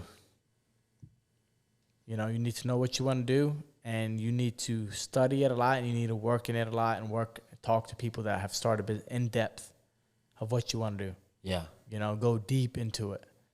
Go deep into behind the scenes of running a business. And then you need to be able to almost foresee the perfect time in the open. Yeah. Right? Economy, you know, time of year, seasons, fads, right? When things are going good or when things are hot and popping. So you have to look into all of that. And then where are you at in your point of life? Right? Okay, did you just get married? Did you just have a kid? Maybe you're not ready to open a business. Did you just graduate and you have $50,000 in debt? You just had a kid, just got married. I'm saying maybe you're not ready. Yeah. You might think it is, but things like that will throw you off. You got a lot on your plate right there. Exactly. You know what? That makes a lot of sense. Like you said, big thing that I got of it is that you said, like, do your research. Like, know what you're getting into. And the richest man in Babylon, there's a great story. So one guy, he wanted to invest, and so he got with his friend who makes shields, and they were gonna start a jewelry business. So they go off to far lands. They know nothing about jewelry. They go to these guys. They thought they bought precious jewels. They come back to Babylon. Turns out they bought glass. Right? So it said, it was like, don't ask the shield maker about jewels. Right? It goes back to, like, know what you're getting yourself into and be well versed, or at least have people who know what about the business that you're about to get into. Yep. 1,000%. Awesome. So next question. This is a little bit more, this is more jiu-jitsu related. So what are some principles you learned in jiu-jitsu that can help you have a successful business? By Mr. Cardo. So you give your input. Some principles. So biggest one is, I think that's the biggest one, and that jiu-jitsu will teach you. It's resiliency, you know, because obviously there's always ups and downs. Some fast months, some slow months, some good months, some medium months. So resiliency, always keeping a positive attitude, and knowing that I will not quit. I'm gonna keep jumping over every hurdle, and then wherever it takes out of me to get to that point. I think that's the biggest thing jiu-jitsu has taught me, because it's been months where I've been stressing, and then I could easily quit, throw in the towel, and I guess this isn't just my month or whatever, but jiu-jitsu has taught me resiliency, keep going, don't quit. So I think that mindset alone, and patience, and work smarter, not harder, because you can muscle through it and get exhausted, or you can use technique and keep rolling, right? So resiliency, work smarter, not harder, and patience. Those are the biggest principles that jiu-jitsu has taught me in my life and help with business. Yeah, those are very good ones. And also, it depends on how you train too, right? You got some guys that are like, whatever, I'll get submitted, or they just go about training nonchalant. They're showing up to training late, and they're running their mouth in training, and they're trying to teach, or they're trying to do something else in training. That translates to everywhere in their life. If you look at that person, he acts the same way else in his life, in his business. Okay? But if you're that guy that comes in sharp, early, 10, 15 minutes, warms up, goes through the warm-ups, go through class, takes advantage of it, rolls with intensity, rolls hard, rolls smart, that translates to his business. Because he's used to the hard rolls, the tough times. He also is used to good rolls, strategic rolls, technical rolls, surviving rolls, right? That can translate also. But if you look at the guy that's just lazy, it translates to his business also. So you have to take advantage of jiu-jitsu training in all different aspects. Like, people are like, Coach, why you make us show up on time? Or like, I have a thing in my 6 a.m. class. If you show up late, don't come to class. If we bow in and you're not there, don't come. Yeah. You can forget about it. Because it's more important than people think. If you want to be there, you'll make an effort to be there and on time if you care enough. If you don't care enough, then you don't care enough somewhere else in your life. It translates somewhere else. So jiu-jitsu helps a lot. It's helped me a lot because of discipline. Discipline equals freedom, Jocko. Okay? So if you get discipline in jiu-jitsu and training consistently, it can go different places in your life. You'll have discipline in other aspects of your life. And then when you have discipline in training jiu-jitsu, it changes your mindset to a healthier mindset. It lets you see problems and find the solutions to those problems. Because in jiu-jitsu, you run into problems. You run into being on bottom and in bad position, a stuck position. Your mind says you can't breathe, you're dying, just quit. And then you say, no, I'm not going to quit. You're going to shrimp, hip escape, and get out. So you find a solution to that problem. And so that would translate to business. When you have a problem, you don't quit. First thing you do instead of quitting is looking for a solution. Okay? And when you train, you usually get stronger physically and mentally. So you're sharpening your sword when you train jiu-jitsu. That's one of the best things you can do for yourself is train jiu-jitsu. And when you start sharpening your sword and training jiu-jitsu, then it would translate like, hey, maybe I need to drink a little bit more water. Maybe I need to stretch a little bit more. Maybe if I lift weights twice a week, it will help me out. Maybe if I go on a run, it would help me out. So you start adding things. That's going to make you sharper. Well, if you get sharper physically and mentally, it's going to translate to business. So that's a good thing about jiu-jitsu, you know, and it's going to build your mental strength. It's going to make you mentally stronger. And in business, you need to be mentally strong. And then after all of that is said, like during the chaos, in the middle of a hard, intense roll, you can see the light. You can calm down. And so in the chaos of business, busy season, or the chaos of dead season, like there's no money, you can still calm down, breathe, and look for solutions and find a way to succeed and win. And then your confidence is going up because you're training. If your confidence is going up, it translates to all aspects of your life. You know, so it's everything is intertwined together. Yeah. All I can think about is jiu-jitsu helps you sharpen that sword. One of the best things you can do to sharpen your sword is train jiu-jitsu. One of the best things you can do. 100%. Moving on to the next question. This is second to last question. So, what do you guys do to toughen yourselves mentally, both jiu-jitsu and business-wise? What exercises or routines help y'all? By Mr. Macinti. Man, the best thing I can tell you is don't run your mouth. Just shut up and do the work. I mean, there's no other way. Like, people ask the same questions. There is no secret. There is no secret sauce to this. To being mentally tough? To being mentally tough. To be mentally tough is shut your mouth and man up. That's all it is. I'm not trying to be this tough guy. But literally, shut your mouth, man up, and be about it. That's it. There's no secret. If you want to be mentally tough, go on a run every day, 5 days a week. Lift weights 5 days a week. Train jiu-jitsu 5 days a week. You'll become mentally tough. That's 3 right there. Is that a secret? No. That's not a secret. Okay? Becoming mentally tough. Okay, I'm going to go run on Wednesday. Guess what I do on Wednesday? I go run. Hey, I have training on Friday night, competition training, hard training. Guess what I do on Friday? I go to competition training. I don't make excuses for myself. I don't feel sorry or pity for myself. Yeah. Okay? And that's the problem that we have now is there's a bunch of weak punks. There's a bunch of weak boys. They're not men, right? Because everybody's on the excuse bandwagon. Everybody's jumping on these what is it called? Wagons. Like, I can't do this because of this happened in my life. I can't do this because I have this condition. I have this. Bro, just shut up and be about it. Just victimizing themselves. Yeah, that's all it is. Just shut up and do the work. That's all. There's no secret to becoming mentally strong. Becoming mentally strong is getting up every day and doing something that will be good for you. Going on a run, lifting weights, training jiu-jitsu, training Muay Thai. That's all it is. There is no secret. Yeah. The only secret is actually doing it. The plan is simple. Doing it That's your choice.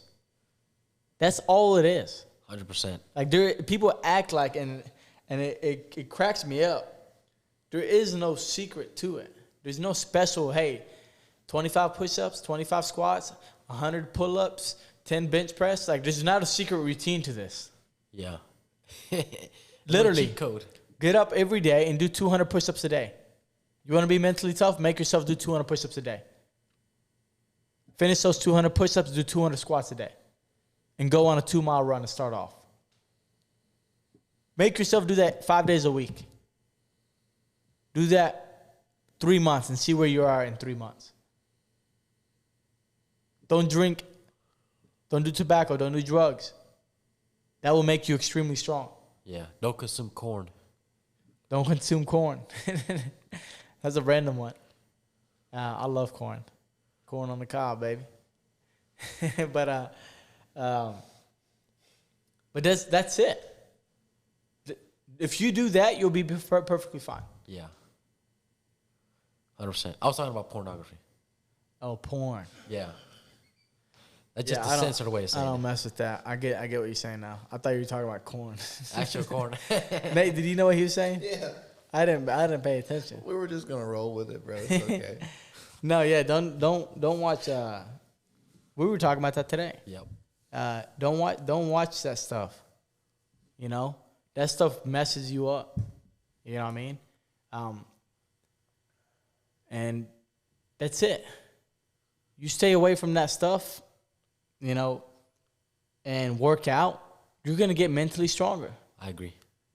It's that, like, it's honestly, it's literally saying you're gonna saying you're literally gonna do something and doing it. You want to be mentally strong? Say you're gonna do something and do it. That's it. Yep. I'm gonna quit drinking. I'm gonna quit smoking. I'm gonna quit chewing tobacco. I'm gonna quit porn. I'm gonna quit, eating like a fat, lazy slob. You know what I mean? I'm gonna quit sitting on the couch and eating Cheetos. I'm gonna quit, drinking 5 sodas a day. I'm gonna quit feeling sorry for myself. That's it. That's all it is. Okay? And it ticks me off. It don't tick me off. It actually motivates. It pumps me up talking about this. Yeah. But it's a lot of people ask me that. There is no secret. Yeah. There is no secret. It's say you're gonna do something and do it. I agree.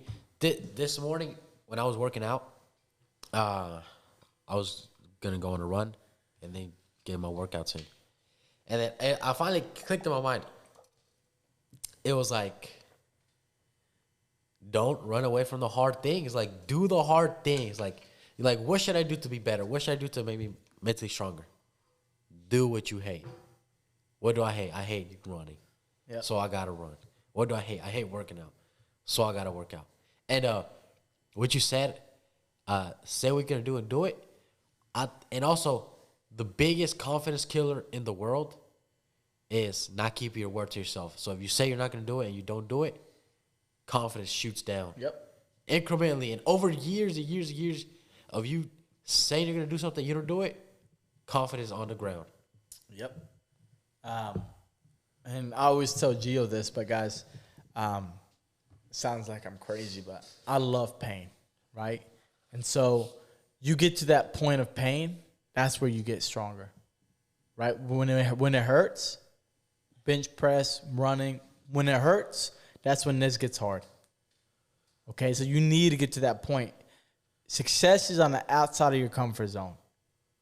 When it gets inconvenient, that's when success happens.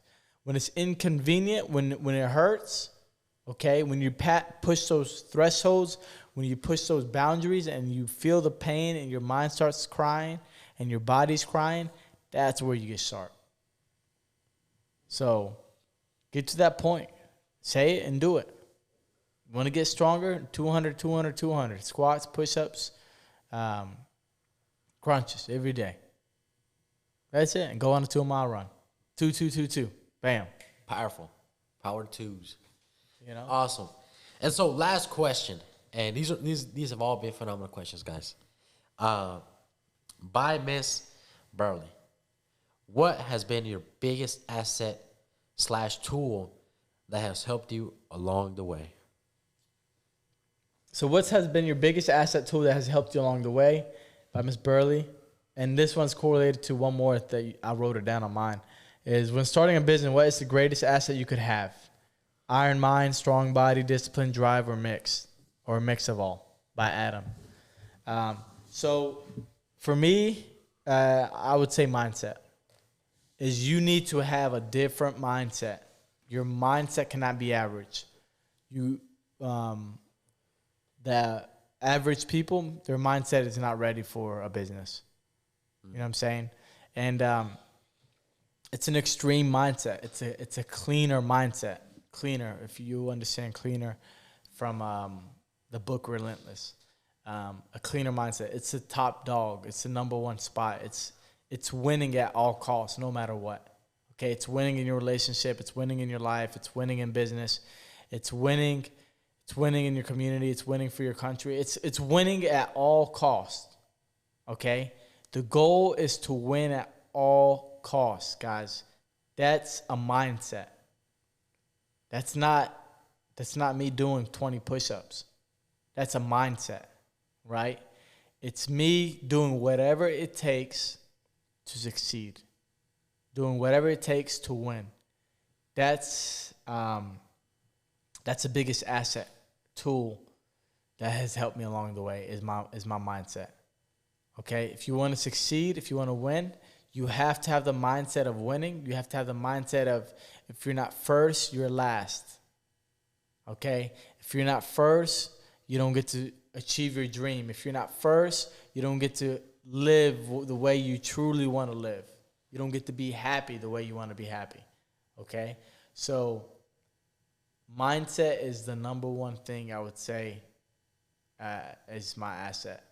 And if people knew how powerful the mind is and how they can use it as an asset rather than let the mind use them, then they will succeed. They will succeed so much more in all different parts of their life.